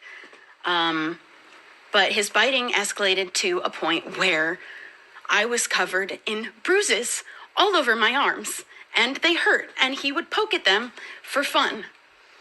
And he even felt so comfortable showing off my bruises that he had caused to our friends because he would bite me so hard by accident. By accident, he would even joke that it looked like he abused me. And eventually he did acknowledge how bad it looked that I was covered in bruises all the time. So he stopped biting my arms as often, and he started biting my legs instead. And it was in the last couple of months of the relationship that every time he bit me, it was until I needed to use this safe word. It had become his benchmark for when to stop. Only once I was definitely hurt, which meant I was being hurt every single day, multiple times a day, for all of the days that we spent together in person. And when I asked him to stop again, this time he said, "This is who he is. He isn't going to change." Those were his words. And I remember a lot of specifically his words about certain things, especially at the end, because I'm good at remembering words. And especially his wording, I became really good at remembering because he was constantly contradicting himself. And I would notice, but most of the time it wasn't worth picking a fight over. But he would fight me on it sometimes because I would point it out. And he would insist that he had never said the thing that he said. He definitely did say. And then he would say something like, "How are you so sure you're remembering correctly? Why are you always right?" And he definitely said the things that I heard him say and other people heard him say. So he had now at this point weaponized the safe word and was using it to ensure that I was hurt and on a constant basis. And he wasn't sorry anymore. I couldn't even tell you the last time he had apologized for doing it anymore, because now sometimes he would bite me and I would yell out the safe word because it hurt so bad, and he'd clamp down even harder. And just for a second, just for good measure, before letting go. And sometimes I'd say the safe word and he'd grind his teeth down on my skin. And sometimes he'd smile after. Like a gloating grin. And during this time, I was filled with so much anxiety all the time that I was constantly nauseous, gagging daily, on occasion throwing up because of the pit that was in my stomach. I never told him about that, though. I was going and running away quietly to throw up in the toilet and rejoin our group of friends. But I felt so unwanted and ignored. And I would tell him that, and then he would reassure me that he wanted to be together and he loved me. He loved me more than I loved him, even. He would always insist that that was true, like that. I love you more. But he was like really serious about it. And looking back, I do believe that the way I was swept off my feet at the beginning of this relationship was 100% love bombing. And we were friends for a time. At least people would have thought that, actually. But I use the word friend very loosely because we had actually never spoke to each other outside of group chats we were in together when, like, a handful of times throughout the whole time that we knew each other, but did not talk to each other. So I wouldn't have even called him my friend until he found out I was single, waited a few weeks to reach out, and then we started a friendship. And then that friendship turned romantic. And then he made these huge romantic gestures. He wrote me the most beautiful love letter that I had ever read. He called me his soulmate. He talked about forever 1 month in. He told me he hadn't been in a relationship in 5 years. He thought he could never find love again before he met me. He said he wanted someone to grow with. He wanted to be a dad. He had all his names picked out. And I didn't have a preference because my feeling of it is if the timing is right and with the right person, I could. But if that doesn't work out in time or the time, I'm not super pressed about it. But I started opening my mind up to the idea with him because it seemed so important to him. And I kept trying to talk to him to figure out where he was later on when I could tell things like were declining. And now all of a sudden he's telling me he's not sure he wants kids at all. In fact, he has never been attached to the idea of kids. And I told him that isn't what he said before. And he said he's allowed to change his mind. And I'm of the opinion that in a relationship, there are a few things that you are not actually allowed to change your mind without letting your partner know. I think that kids is one of them. It wasn't even important to me. And I think marriage is one of them. So I brought that up next. And I asked if he still wanted marriage. He said he wanted to marry me. And then he said, now, I'm not quote, I'm not the commitment guy. You know that. I didn't know that. Why are you dating me? In fact, he was telling me the exact opposite every day. He would tell me he still wanted to be together. He wanted to work on all of the problems. He wanted me at the end of everything. He did not want to break up. He made that very clear. And I have, though, caught him in lies before, but usually it was small stuff, and I didn't want to, it wasn't anything that ever seemed worth rocking the boat over, which isn't normal for me. I hate lies, and yet I ended up lying for him, but he had lied about big things, and he had also been caught lying by his friends numerous times, so this is something that he feels is acceptable to do, and everything reached a breaking point when he was about to leave for an extended period of time. We were not going to see each other very much, a few days out of every few months. And now suddenly he is dumping all of these problems that he has been having feelings about all of this time later. At one point he said he's been feeling this way a couple months. At another point he says he's been feeling this way for 6 months, immediately contradicting himself in the same conversation. And with no time to do anything about it.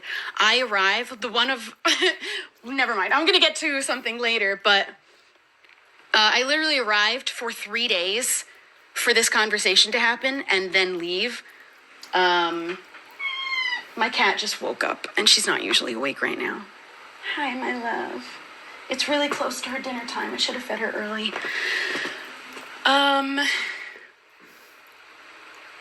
So no time to fix any of the problems all of a sudden because there are 3 days before he leaves. And he insisted he did not want to break up. So he was expecting me to have a solution somehow magically, and I gave a number of solutions that would have a way forward for us to be together, but he refused to make any compromise whatsoever. And he said that the relationship was starting to feel like a responsibility towards the end. Also his words. So it wasn't a responsibility the whole rest of the time to him. And he was at this point basically flaunting that he would never prioritize me over anything. She's eating my laundry. Please don't cause problems. And I wasn't even asking for literally even the bare minimum. I was asking for so little. And I was watching him give exactly what I was needing in the relationship all over the place to anybody else who just happened to ask and just wasn't me. So, and he was never going to prioritize me over anything that would give him more fame or money. In fact, he said that himself. That was exactly why he was not going to compromise at all for a solution for us to be together, because he said he wanted to see how much fame and money he could get. And I just thought we wanted to be together. I thought that's what we both wanted, because that's what he was still saying he wanted too. But then he also admitted to me that he had grown to resent me. And I have to be thankful that he said that bit out loud. A lot of these bits he said out loud, because that was the last push that I needed to get myself out. He had grown resentful, which I also pointed out that there was no reason to feel that way, and he admitted that there was no reason for him to feel that way either. I think that it was because I'm someone who can communicate how I feel. But I don't know. I have a lot of theories and reasons why I believe things happened the way that they did and why he was lying all of the time. But he was resentful of me, was causing me physical harm every day, multiple times a day, despite me telling him over and over again to stop. He wasn't going to change, and he wasn't going to end the relationship. He was going to keep hurting me, and it was possibly going to escalate even further. So I broke up with him, and I didn't even want to. Because I couldn't even see for such a long time after what it really was that had happened, that he had abused me.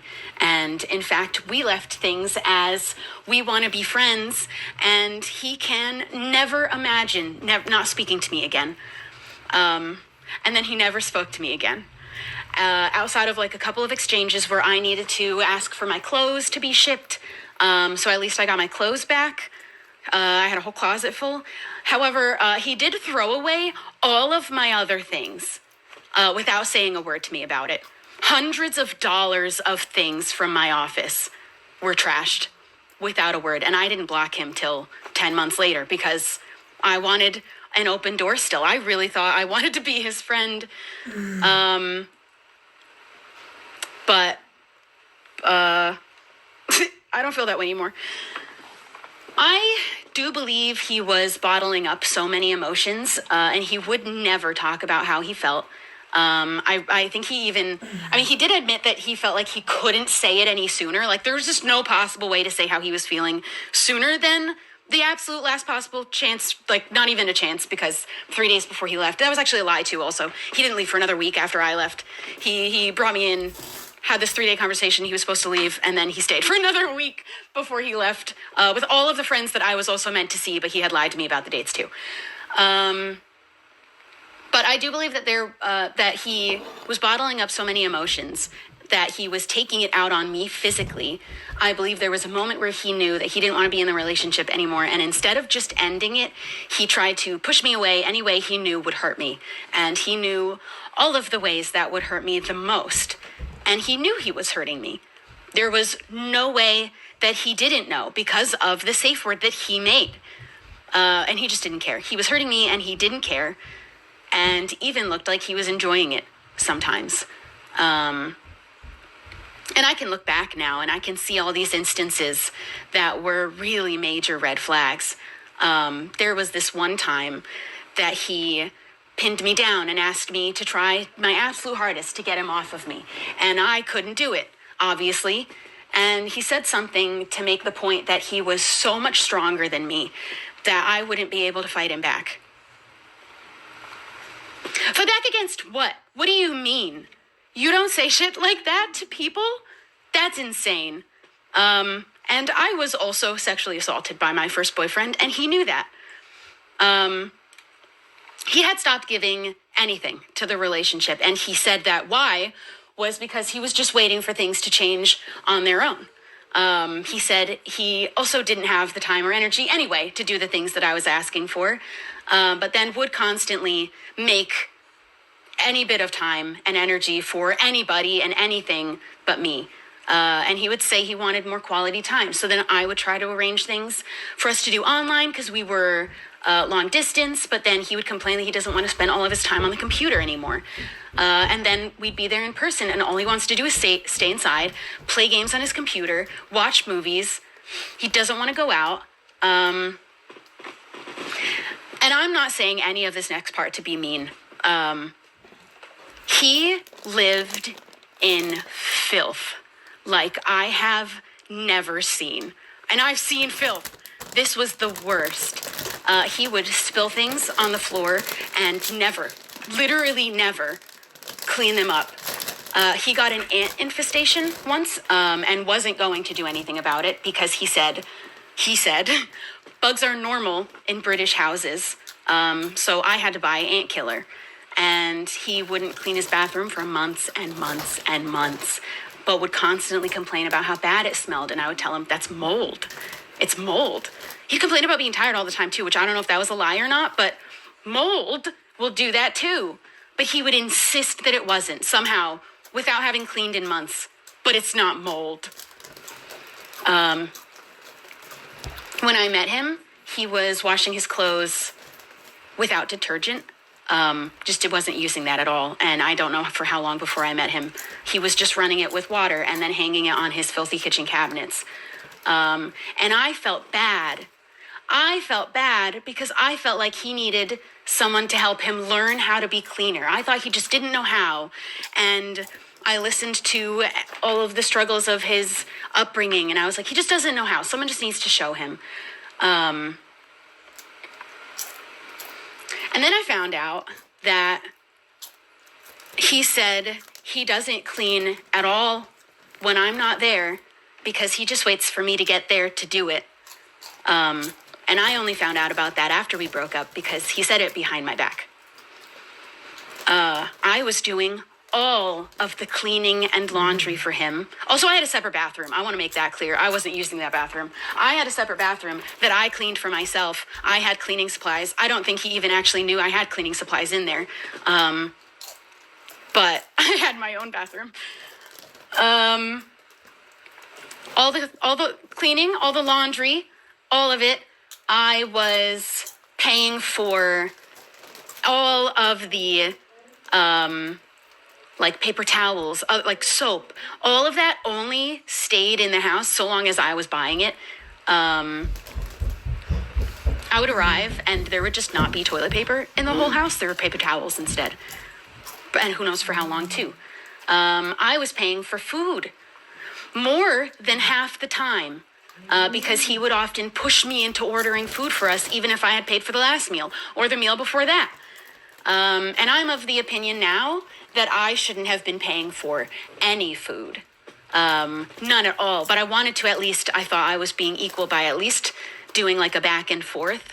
But I ended up paying for food more often than just going back and forth anyway. And he would do this to his friends all the time too. But I was also paying for every plane ticket and the cat sitter, which cost roughly the amount of a plane ticket to England. And he never offered to help me pay after the couple of times he did come here to visit me, because he paid for the flights that we would both take. But that only happened twice at the very beginning. I have actually had a friend tell me that this is financial abuse, but I don't know enough about that to say for myself. But I was telling him that I couldn't afford it all by myself all the time because I was losing money. I was never able to work properly there, and he wasn't traveling at all to see me anymore, even though he said he would.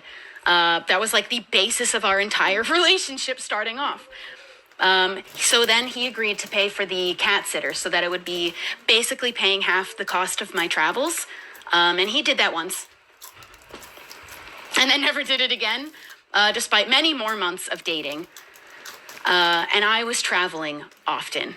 I had to, because he was worried that we weren't spending enough quality time together. And then all of the time that he would have ever extra, he would choose to not spend it on me because there was an available choice, and he chose not to spend it with me often. And I did everything short of just up and move there, which I was willing to do the whole time. And I told him that I was willing to do it, and he knew, but he insisted that I don't. He insisted not to. He was planning to move here. That was supposed to happen first. And then at the end of the relationship, he said maybe things would have been different if I lived there. If I lived there. Like I had said I would the whole time, and he insisted I don't. Maybe that could have saved the relationship. And I say all of this because I believe that people like this are genuinely dangerous. I believe he is dangerous. He was willing to lie. He was willing to do harm to someone he claimed to love more than anyone he has ever loved. His actions escalated. And I don't think that I'll be the last person that he hurts. And I felt like sharing my story was really important to warn people. I want people to see the signs that I refused to. I want you to listen to your body and get out as soon as possible. Tell your friends the truth and let them help you.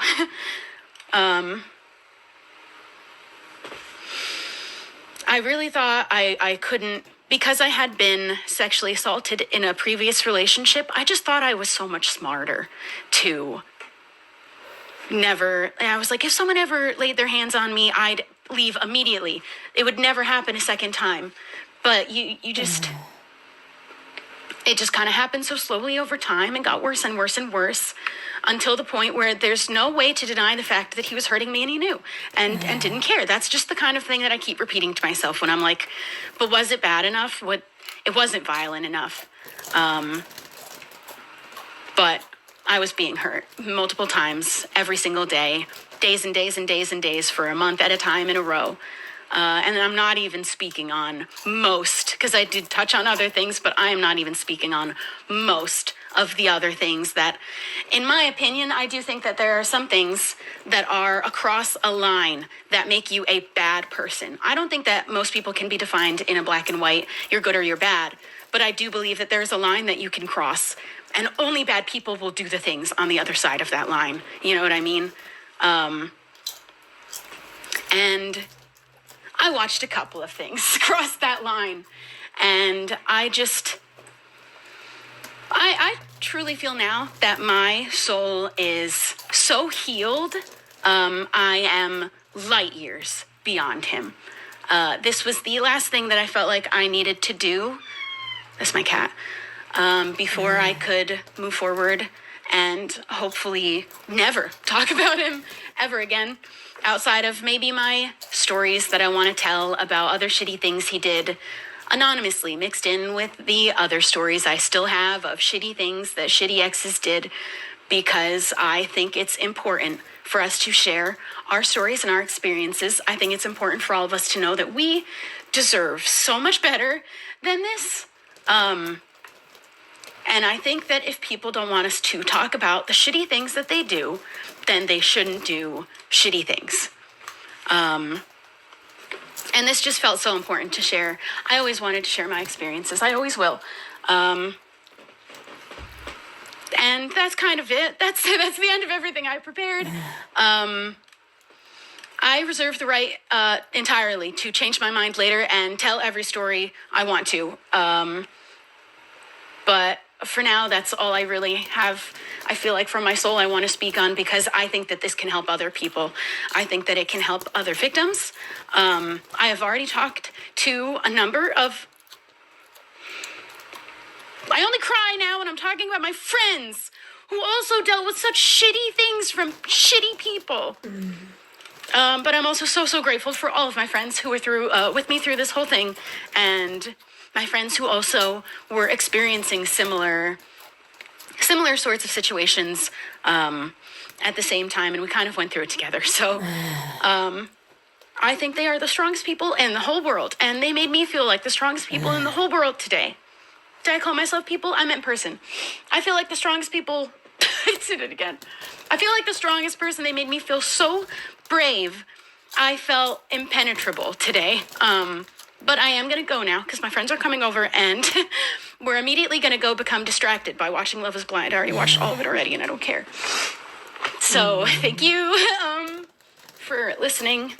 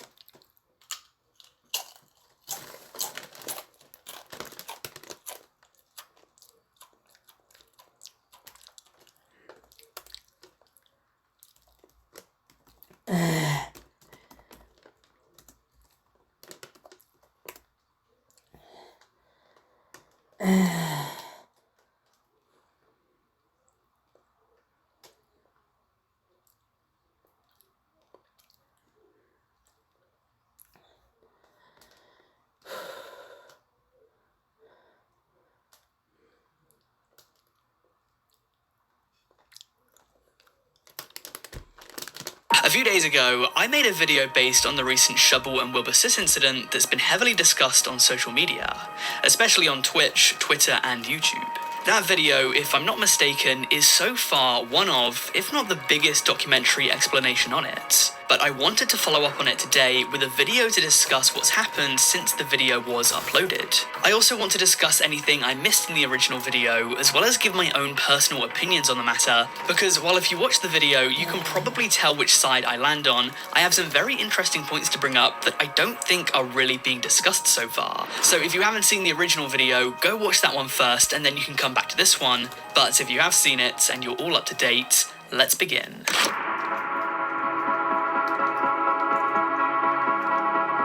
So I want to tackle the elephant in the room right away, that being the Jebediah Springfield incident. So if you haven't heard about this before, literally the exact same time as my original video was being uploaded, like within minutes, a viral tweet was posted regarding a development in the Wilbur Soot situation. A Twitter user named Mia Clem Everett responded to a screenshot of Wilbur's Twitch channel stating, "Wilbur unmodding all his mods, including a bot they created to share links to domestic violence resources, then creating an alt account to mod himself, has to be the biggest loser moment of 2024, and it's only March." The screenshot shows that the sole moderator within his Twitch chat was an account called Jebediah Springfield 12345. According to other Twitter posts, this was an account created very recently. If you remember back to the original video that I made on the topic, I mentioned that Wilbur's mod team walked out on him. They refused to moderate his chat, saying that without mods, it's impossible for him to go live unless he somehow magically figures out how to block terms and turn on emote-only mode. According to other tweets, this mod was also apparently unbanning users that were getting banned for supporting Wilbur. In this tweet, from a now former mod, she notes that she was unmodded, and she witnessed that accounts that were banned for donating had now been unbanned. So who is this mysterious Jebediah Springfield 12345, and why does he have the internet up in arms? Now, if the name Jebediah Springfield sounds somewhat familiar, he's actually a character from The Simpsons, a show that Wilbur has previously expressed his love of. A more direct reference to this situation, however, is that Jebediah Springfield's former partner within The Simpsons is a guy named Shelbyville Manhattan. A clear reference towards Shelby, Wilbur's ex-partner. If the person behind this account was Wilbur, to what extent this character fit a message that he's trying to say is up for debate. Do keep in mind that, to the best of my knowledge, this hasn't been confirmed as Wilbur. Some people were saying that it might have been a hacker, which is entirely possible. Apparently, Wilbur's old Soot House partner Matt was also promoted as a mod. He was the other one named Graxler, which would point to Jebediah Springfield being Wilbur himself. This account also could just be a coincidence. There's no concrete proof that this was Wilbur, or that it's not just a random name. Some people would then say that this was in fact intentional to poke fun at Shelby, and if this was in fact Wilbur, that would be where I land. And then of course, there are some people that think that the meaning to his name goes even further, and that the morals and story of the big Jebediah Springfield episode, Lisa the Iconoclast, is actually what he's saying here. In the episode, Jebediah is found out to be a fraud and a fake, and the moral of that episode is that sometimes it's better to let people just live in ignorance. As I mentioned within the original video, Wilbur seems to have a very good grasp on the English language. He is a songwriter after all, and any good writer watching this will know that for writers, a lot of what's being told isn't being said. Also, since I began production on this video, I've since been made aware that this mysterious Jebediah Springfield now owns Wilbur's Discord. And so this is either Wilbur himself or someone in whom he trusts implicitly. Also take note that this account was created towards the end of February. This is a burner, not someone who's been around for years on Discord. This is highly suspicious, and if it is in fact Wilbur behind this, and that name is poking fun at Shelby, it would imply that he just doesn't care. In fact, perhaps he even finds it funny. And this would paint a picture much more similar to Shubble's description of this person, and not the persona who we've seen on YouTube and Twitch over the past few years.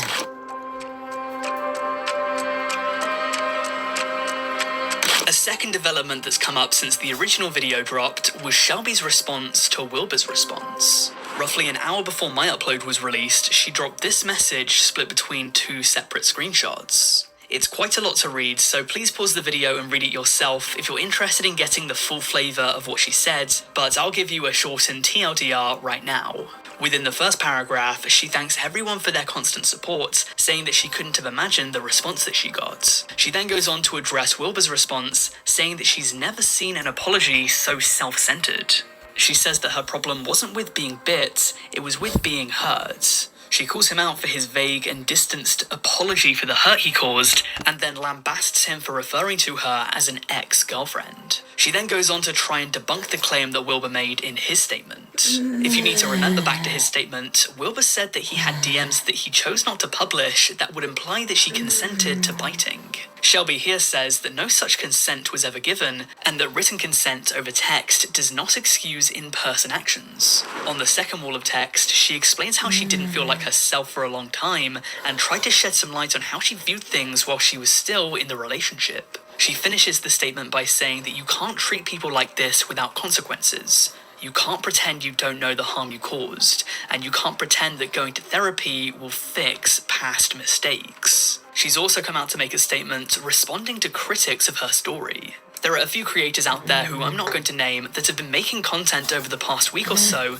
that are very skeptical of her claims. Some people have also been pushing the assertion that she's just doing this to gain clout, something that we'll discuss in just a moment. But Shelby is categorically saying here that this is not what she's trying to do. She's also put out a post to Twitter reading, "I have obviously never asked anybody to send death threats on my behalf. I am also receiving death threats. Everyone should stop. Why do I have to be the one to say that? I don't want people fighting each other in my replies. I don't want anyone wishing harm on one another. I spoke up because I didn't want more harm to be done to anyone else. Don't reply to people we can't change the mind of. Block them." Shortly after these posts, Shubble would have her first livestream since the incident became public. Within this livestream, she discussed everything that had recently transpired. Her first point was a condemnation about some of the replies and messages that had been sent. I have been sent horrible things since the first moment I spoke. The same people are not expecting the same of him to stop people from sending me porn, gore, death threats, and sexual assault threats. I cannot stress enough how much please do not click hidden replies. I am not trying to hide criticism. That is a lie. There is legitimate porn and gore. Do not click it. Moments later, Shelby would clear up her story's timeline, telling her viewers that her relationship with Wilbur was a lot more recent than many people had assumed. I am also blocking anybody spreading misinformation, even if you don't know it. I will not be replying to correct people. I have heard people say this happened 2, 3, and even 4 years ago. All of those are incorrect. This happened last year. We dated for the entirety of 2022 and then months into 2023, and the worst of it was at the end of the relationship last year. And not only that, I don't believe the amount of time matters at all. Following this, she sternly reiterated more points that she had brought up in the initial stream that a lot of people had seemingly since disregarded. I personally had plenty of comments on my video about the biting in which people were saying that it wasn't severe enough to be considered abuse, or that she said that she had consented to being bitten. But this was not the case, as Shelby herself would say. I said myself at the very beginning of my stream that the biting was not the problem. I was okay with being bit. I was not okay with being hurt. And in my opinion, what was expressed to me from somebody else, if it is repetitive, daily, it is intentional. Even if it was just one time that he kept biting me after I said the safe word. In fact, multiple times biting me even harder. That is assault immediately. It is a complete abuse of trust, even once. Shelby would then bring up another good point, which was that all of the pair's mutual friends immediately publicly stuck up for Shelby and took her side. These people would have a much more intimate knowledge of their relationship than the average commenter, and they very quickly abandoned Wilbur. And if you think all of our mutual friends who knew us both intimately in private are supporting me blindly, you aren't being honest.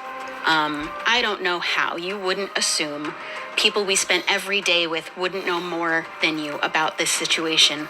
You are not entitled to everything that everybody knows. Not everybody is ready to share their stories and experiences, but they have all asked you to support me, and that is not blind.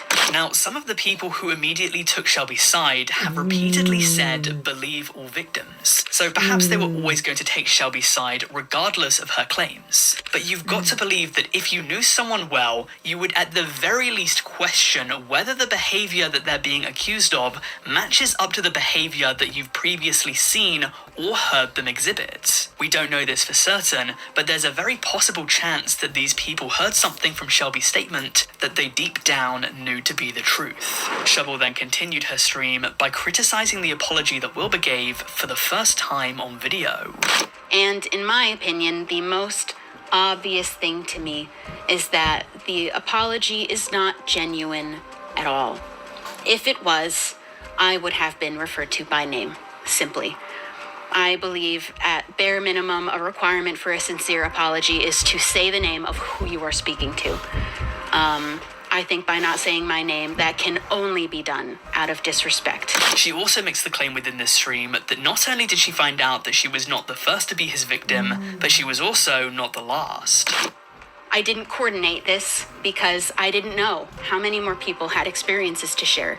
I actually didn't know biting was something that had happened before me until after I spoke about it. I didn't know. I'm only sorry that I couldn't protect everyone else because there were more people hurt after me. And I am sickened. Shubble would then end her speech and get on with the rest of her stream.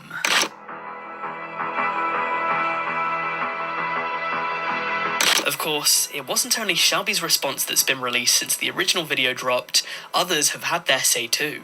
I didn't talk about him in the original video, but Philip Watson, better known as Philza, was a longtime friend of Wilbur, and actually one of his closest associates. Himself and Wilbur were oftentimes seen as parental figures within the Minecraft fandom on account of them being much older than the likes of Tommy Innit, Rambo, Jack Manifold, and Tubbo. These two in particular seemed very close to each other, which was why a lot of people were waiting to hear Philza's response. A few days ago, he posted to his Discord this message, which reads, "Hey guys, everyone.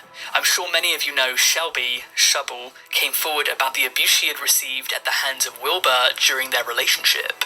After watching her stream last week, myself and Kristen immediately reached out in DMs to show our support. As you can imagine, I'm deeply saddened by all this. I'm struggling even now to put this all into words. So I ask you please support Shelby and other victims, and I will still do my best to make my streams a safe place for everyone.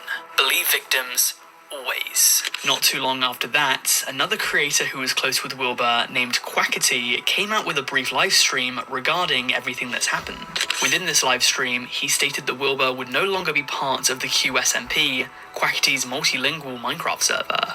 This next topic is very difficult for me to process, and it's an extremely sensitive thing, and I was waiting for the correct time for me, but that can wait no longer, and I need to let everyone know that Wilbur is no longer part of the QSMP. But it's not just mainstream creators who have shed light on the situation. A former friend of Wilbur's has too. It appears as though this person has since made efforts to try and distance himself from the situation, so I'll just be calling him T for the purposes of this video. On the 27th of February, he had this to say: "I've spoken my thoughts many times over the years, both publicly and privately, on how I feel about that man, and usually made to feel like I was in the wrong for multiple situations and occurrences. Frustrating that this is the situation it took for feelings to ring true. My wording is sloppy here because I'm running on little sleep, and this situation is certainly not about me in any capacity, but these behaviours aren't new and have been observed previously, and I'm upset that he didn't make changes to himself to fix that." Now, T has a channel in which he's previously uploaded multiple videos on Wilbur. He had previously shot a portion of the I'm in Love with an E-Girl music video, having met Wilbur at university. What was very interesting, however, was that upon seeing his tweets, I went to his channel to see any videos that he and Wilbur had shared together, just doing a bit of research. I found a video in which the two of them were collaborating on camera together. It was one of the most popular videos on his channel, and so I watched that and then went to do some other stuff and closed the tab. When I came back a few hours later, this video had since been deleted, and I thought I missed my chance to download it. However, upon doing more research into this, I was able to find a re-upload of the video that was dated to July 2022. It appears as though T had uploaded this video to his channel in early 2021. Between then and July 2022, he had seemingly privated it, and then between July 2022 and now, he had unprivated it,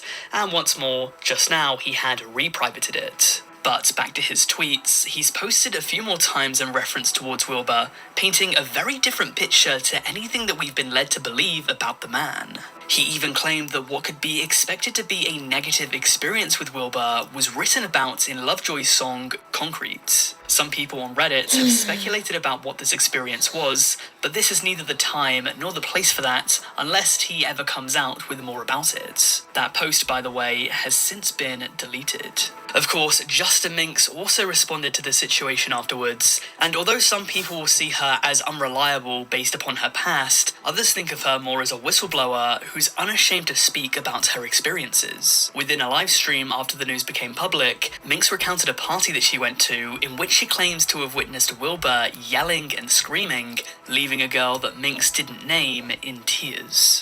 I've had my own issues with him in the past, and a lot of the people who have responded to the tweet were there at the time, and they basically took his side. Said accused person was basically yelling and screaming at, I'm saying quotations, at a victim. Like, it was kind of like a fight. They were crying, he was screaming. Minks then claims to have confronted Wilbur about it before getting kicked out of the party. I was just like, I got in their face and I was like, what the fuck are you screaming at her for? I was like, fucking calm down. It kind of went back and forward. She was like trying to split us apart while crying. She was like, at one point she like kind of went to the floor sobbing and stuff. Do keep in mind that this was a party in which alcohol was present, and Minks does have a reputation about being a bit problematic when drinks are around, but she claims that this incident caused her to lose friends. I guess I have really If you unforgivable believe her the story, robots though, to one would have shoot to ask the ass. question, just how He's a much of crack. an open secret was this? Many people who knew Wilbur have since come out to say that they weren't surprised or even shocked to hear the news. Perhaps with some time and space, more people who have been negatively Wilbur was impacted by the now to both 27-year-old's being an behaviour will LGT come shadow forward with their lady. experiences too. I'm You going to know, have to these pause the video married right there couple because in the YouTubers, past few days since I he recorded will that come line, way too far one damning on statement these just two has. This LGT confession shadow lady just as well might as about being. change I everything. think I was scared other fans out there. In the last few hours before this video was meant to be uploaded, a woman named Alice came forward on Twitter with a damning statement of her own. Let me preface this by saying that she did mention that she would be annoyed if YouTube news channels monetize off her trauma, and if you ever see this, Alice, I don't know if you will, I sincerely apologize in advance. With that said, I think it's really important to include the statement within this video for anyone that doesn't have a Twitter account or just hasn't seen it. I also think that she might be directing this more at bottom dweller creators who make money by avidly denying allegations and calling victims dumb whores, as recently happened to Shelby. Regardless, Alice left a long statement that I'll link in the description for anyone who wants to read the entire thing, or you could pause the video now to read it all.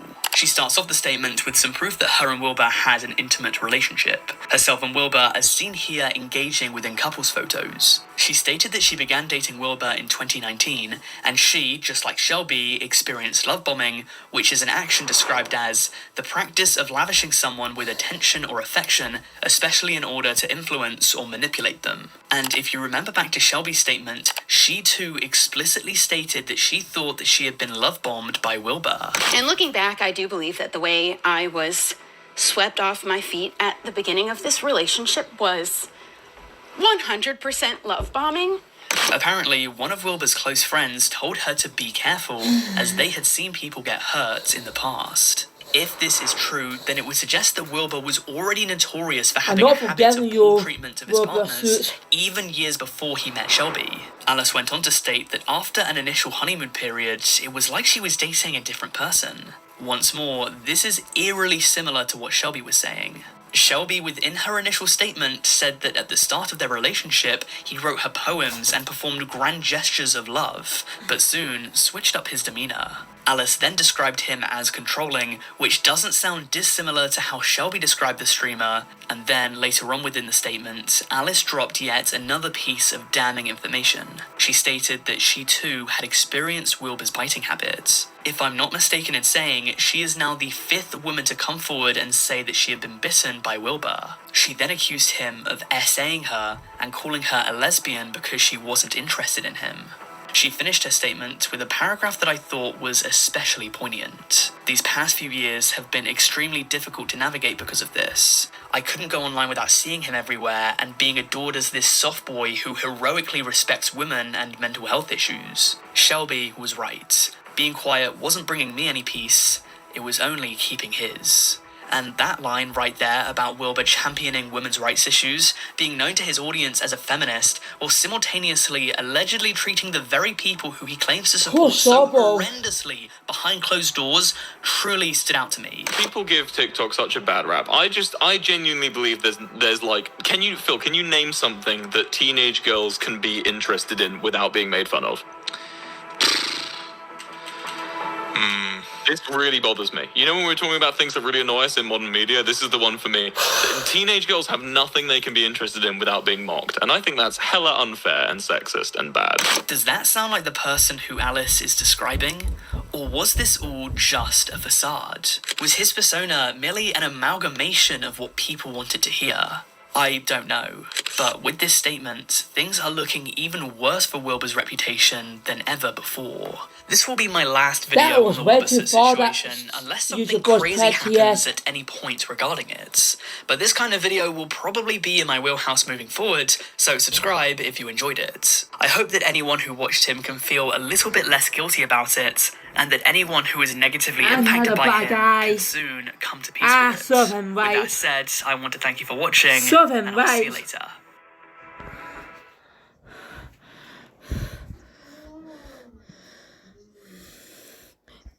Okay, I think that should be enough from now on. Quite shocking and unforgivable. I feel sorry for Shubble.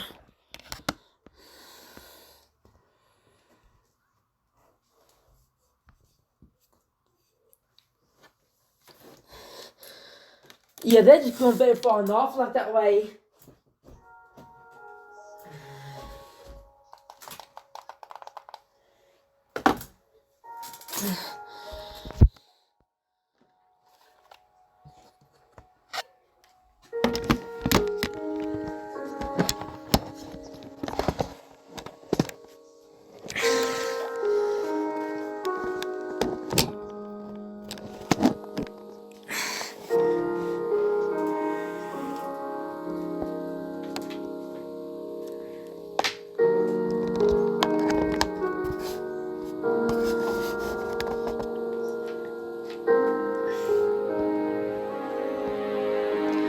Now let's carry on what we're doing.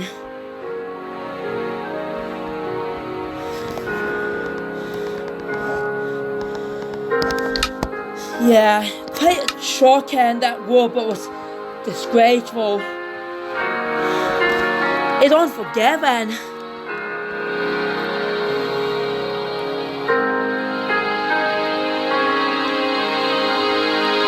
I still hate him so much. I feel bad for Shelby, or Shubble, whatever.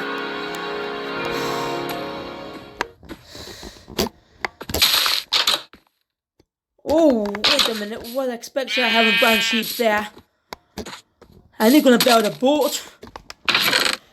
Oh. Get out. Damn it. Horses.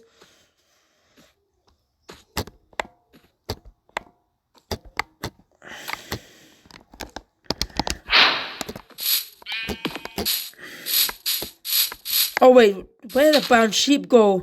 Ah, there, yes.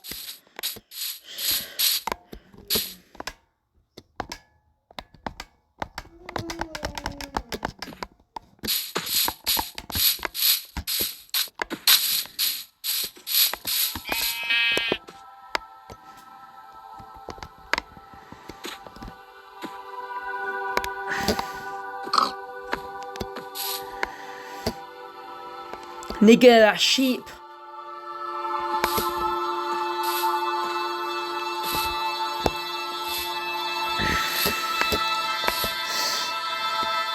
Got it.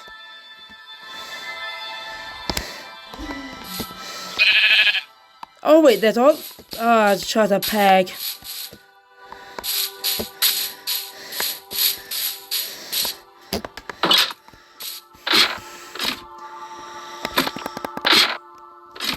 min lader det här. You cannot see it, so I had to move. Oh, I forgot to bring my ladder with me. Yeah, pretty bit shocking about that. There's a place where the Great Red should be just now, instead of just Gnome.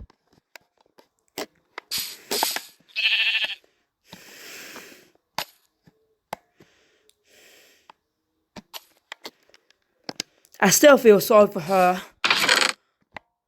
Yeah, I not forgive Wilbur himself.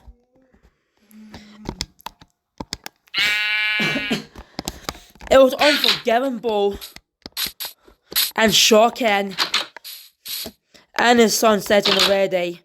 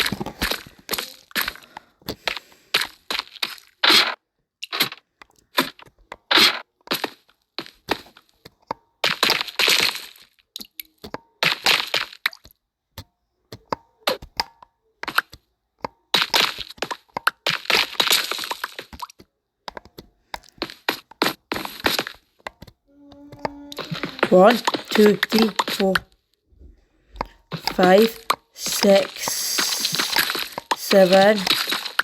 Ooh.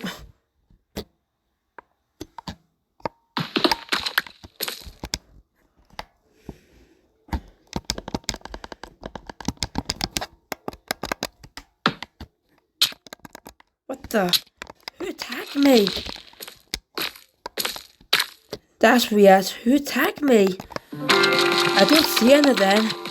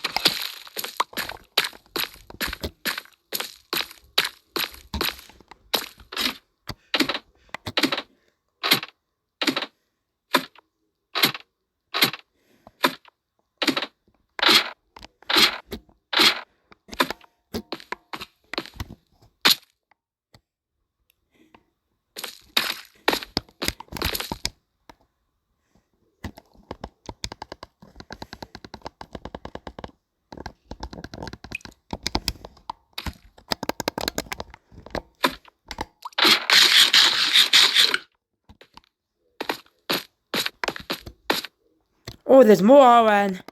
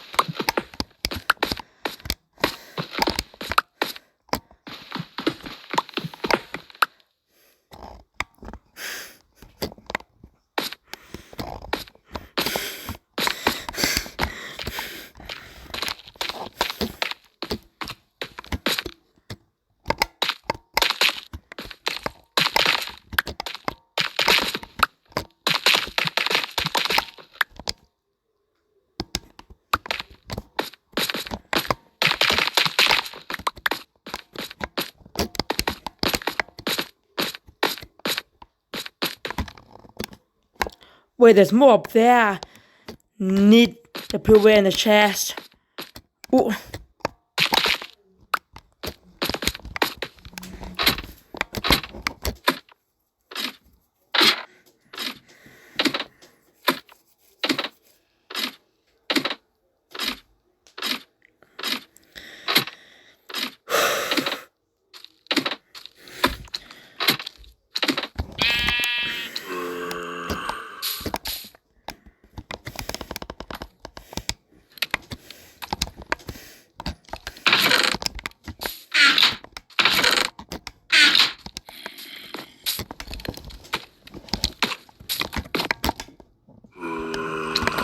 All right.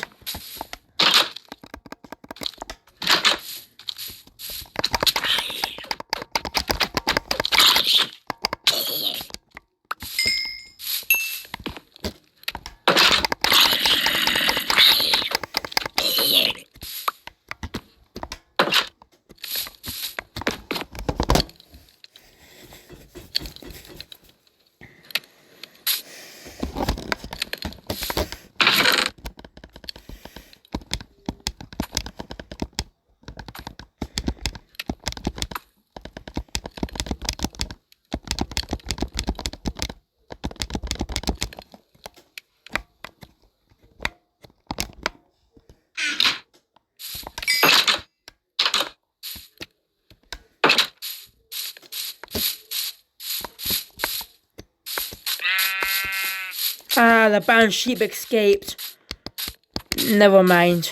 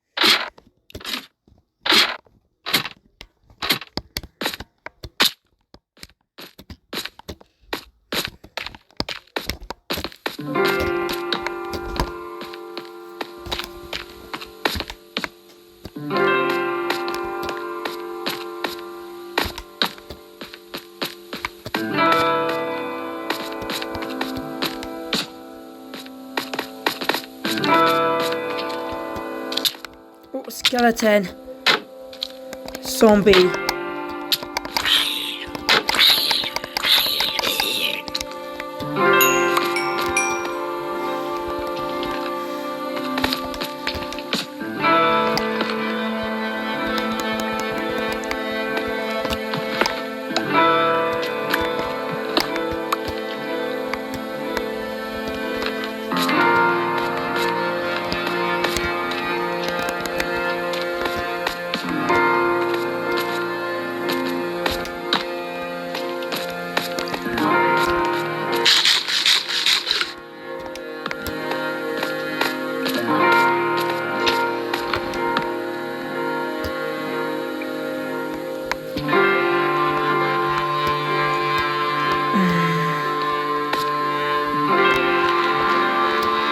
Oh, wasn't expecting that zombie was there.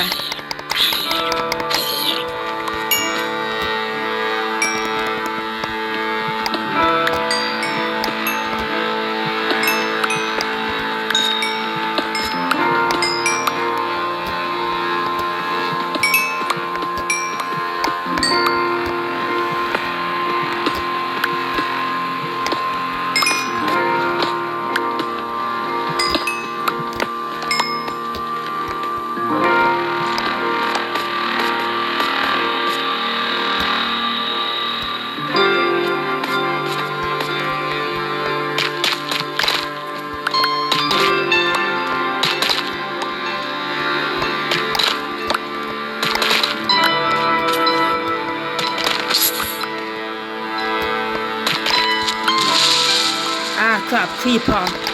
Damn it. Why it has to be that creeper?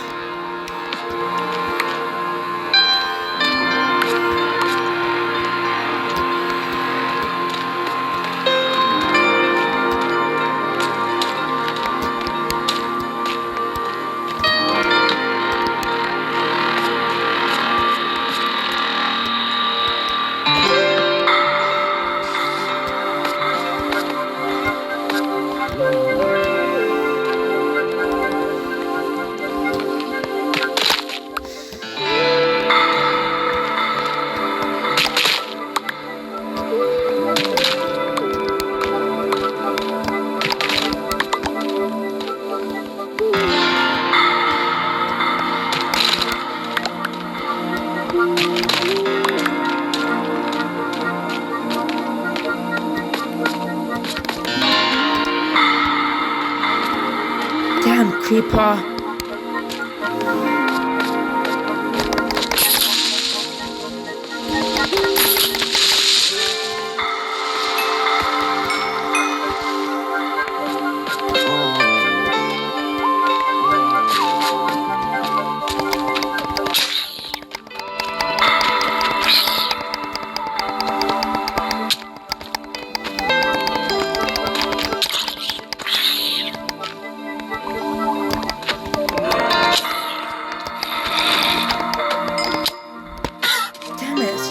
Wait a minute, do you see that? That's weird.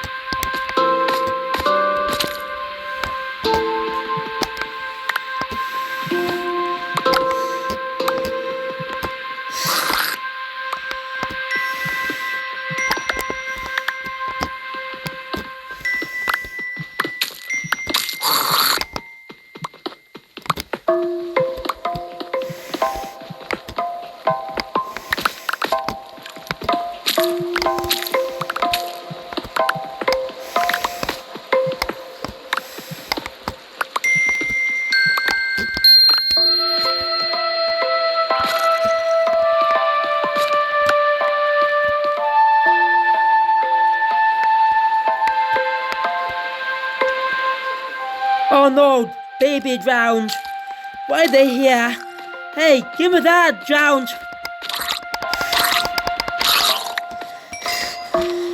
Stupid thief.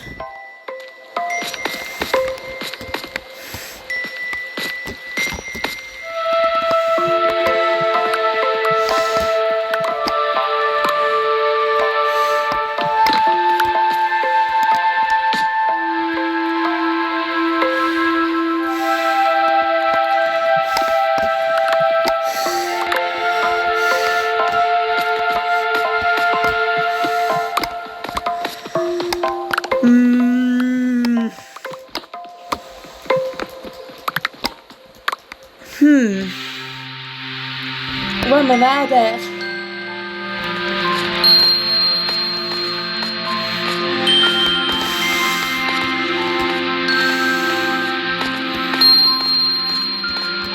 Wait, drowned! What are you doing on the ground? Well, how did you get in there?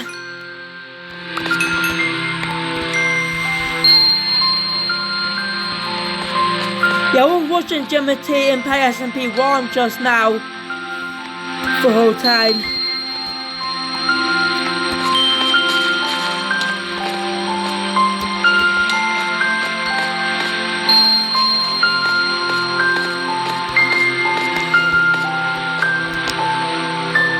I lost my helmet, but it will be fine without it.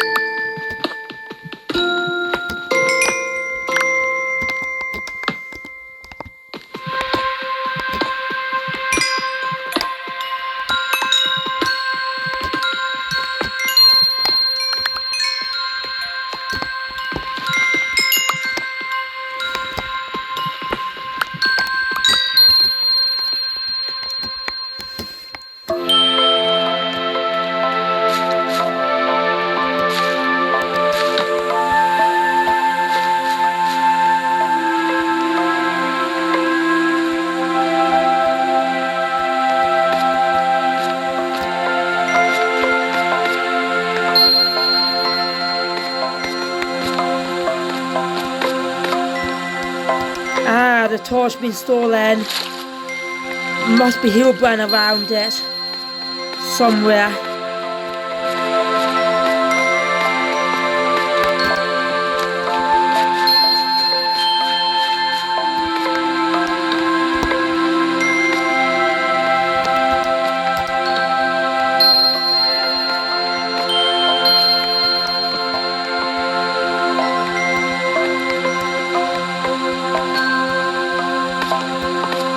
Oh, there's most of them in the deep.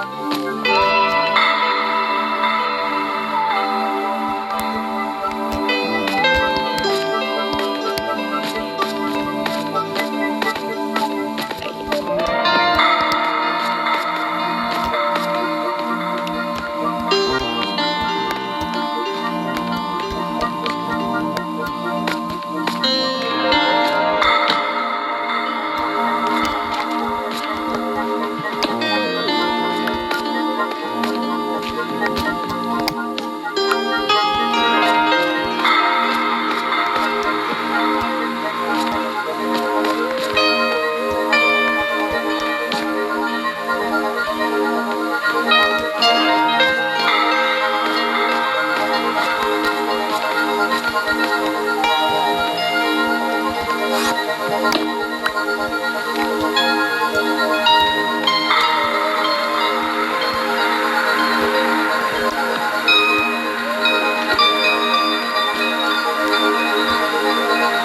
end on there.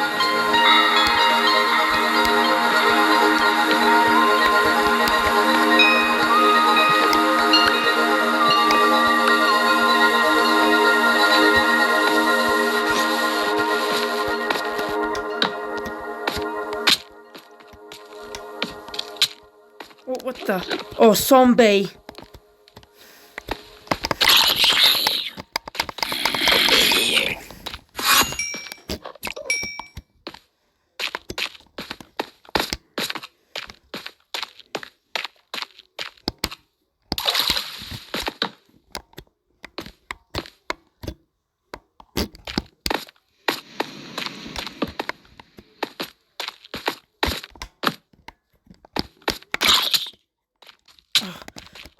Damn it.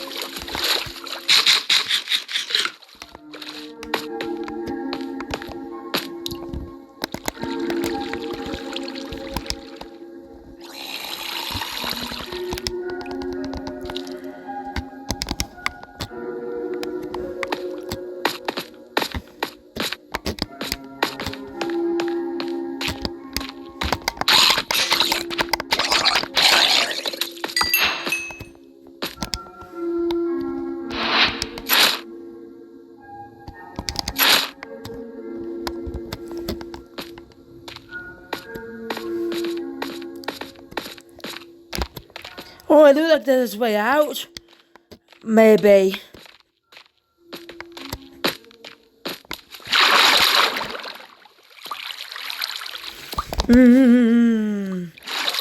Yep, there's a way out.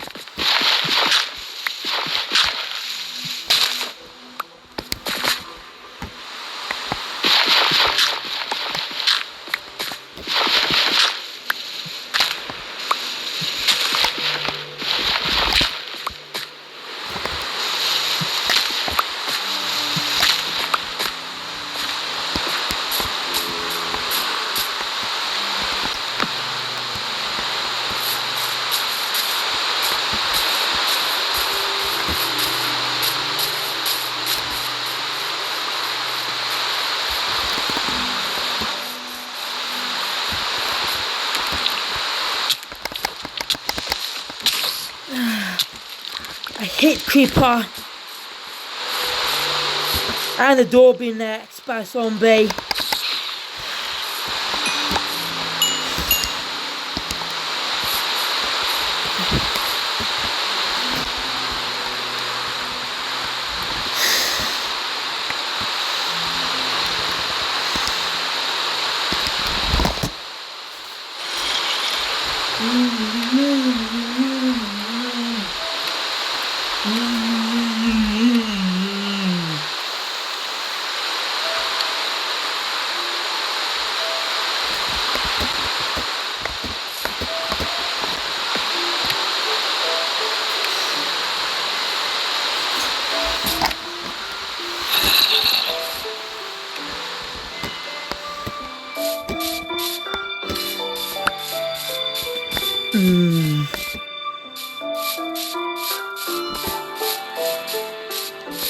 What?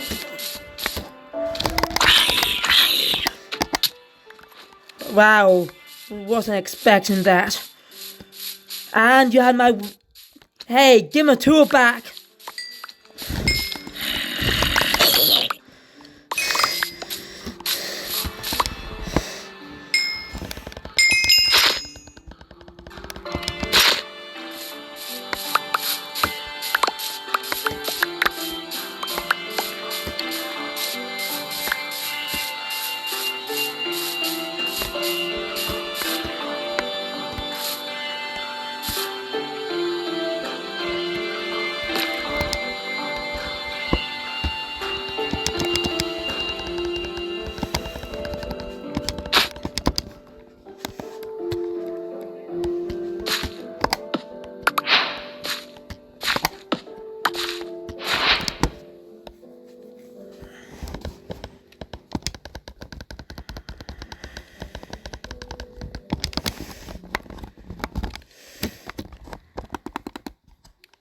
1, 2, 3, 4, 5.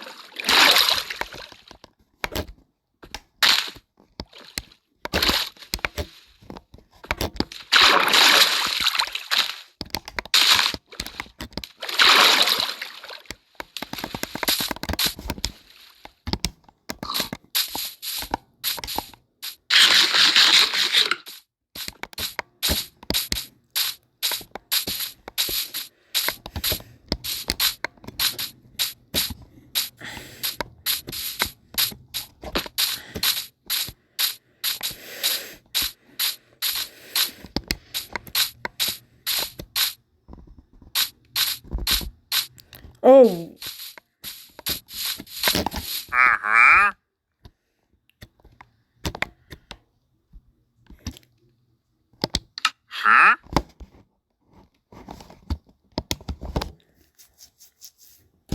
That was quite a bit, unfortunately.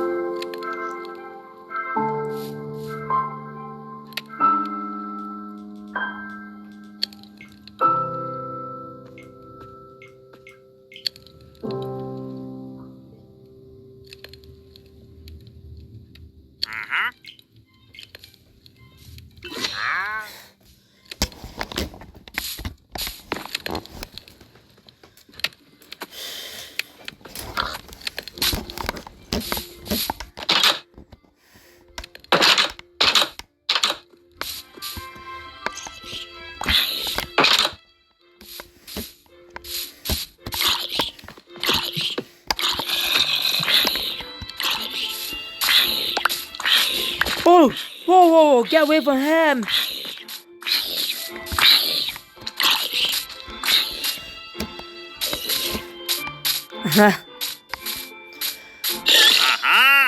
I bet you're right, buddy.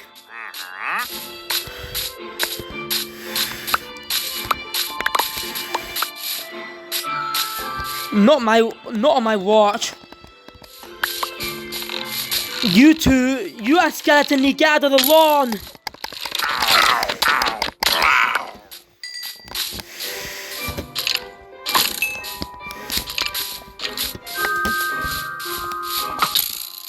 You know.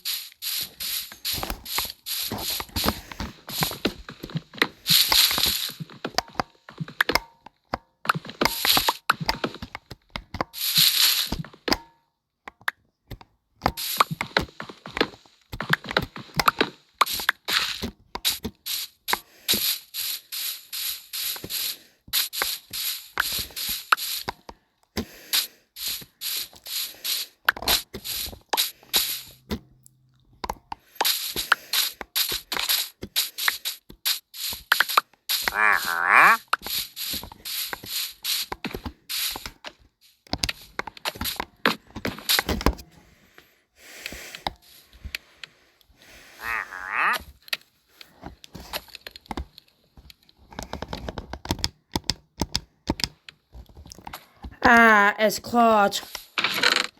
Hang on, let me empty them out.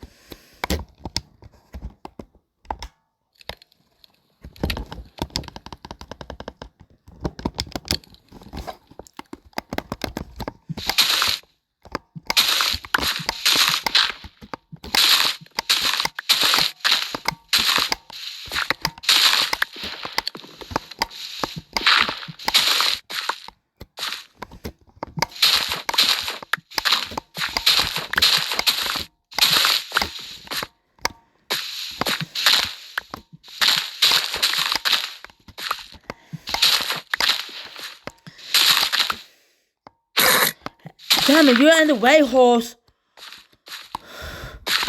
You're in the way, horse. Sorry, but you're in the way, horse.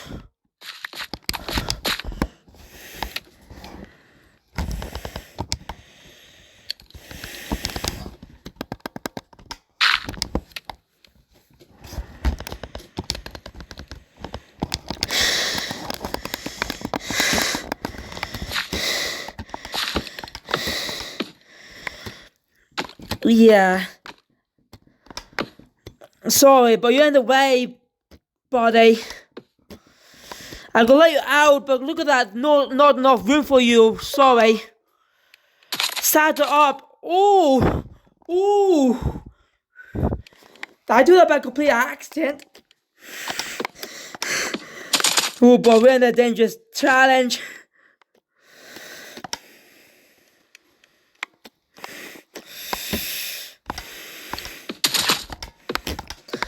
Oh my god, oh my god.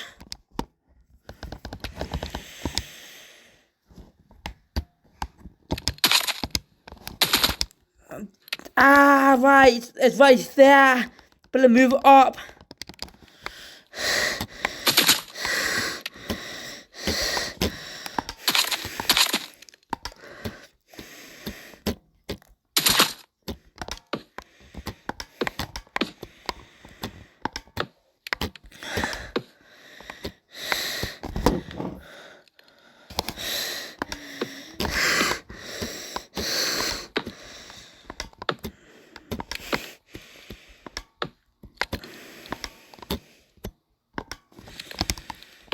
Back to the hold, it's better like that way.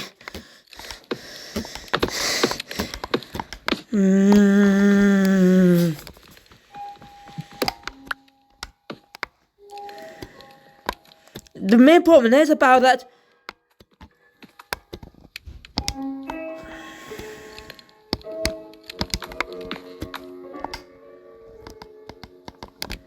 Look at that.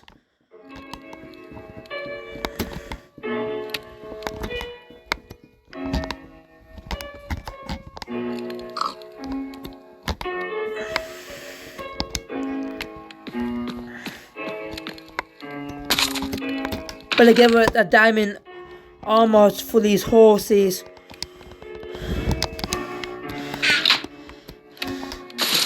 There. Look at that.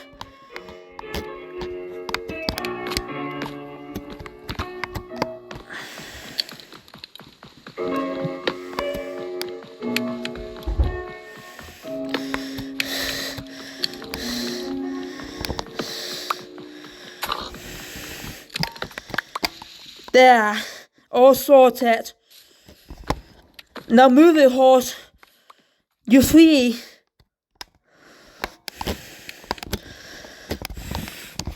Get up. Get up. Move. There.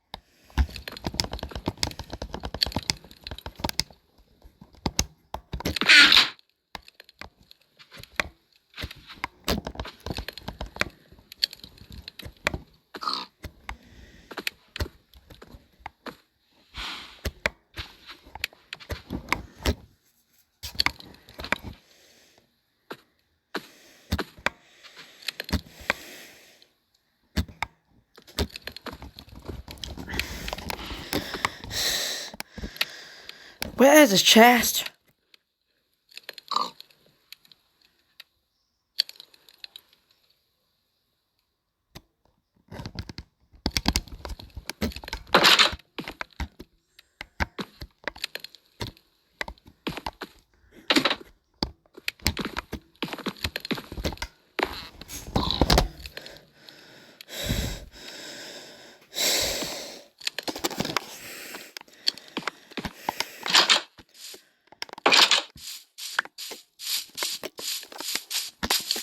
Where's the horse go?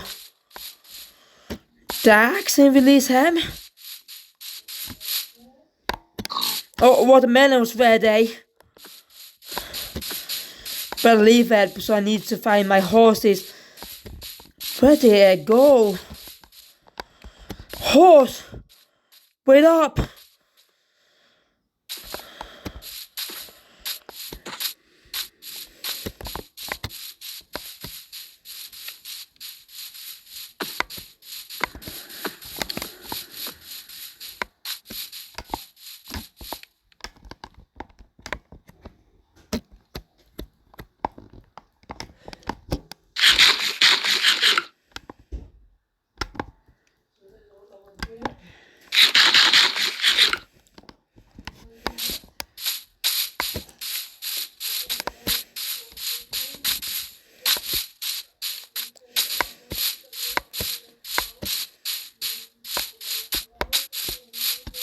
Damn it, I lost my horse.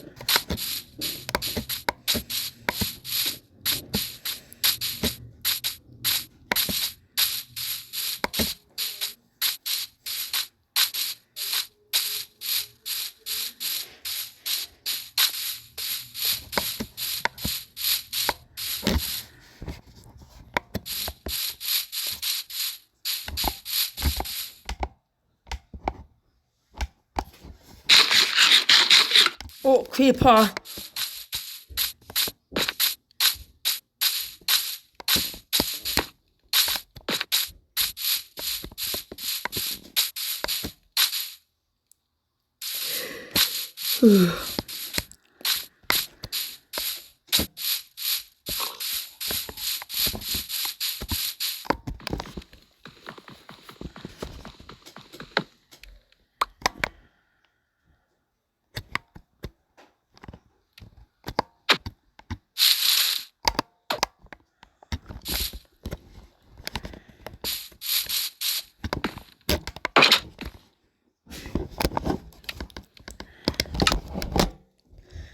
I think I'm going to end the stream there.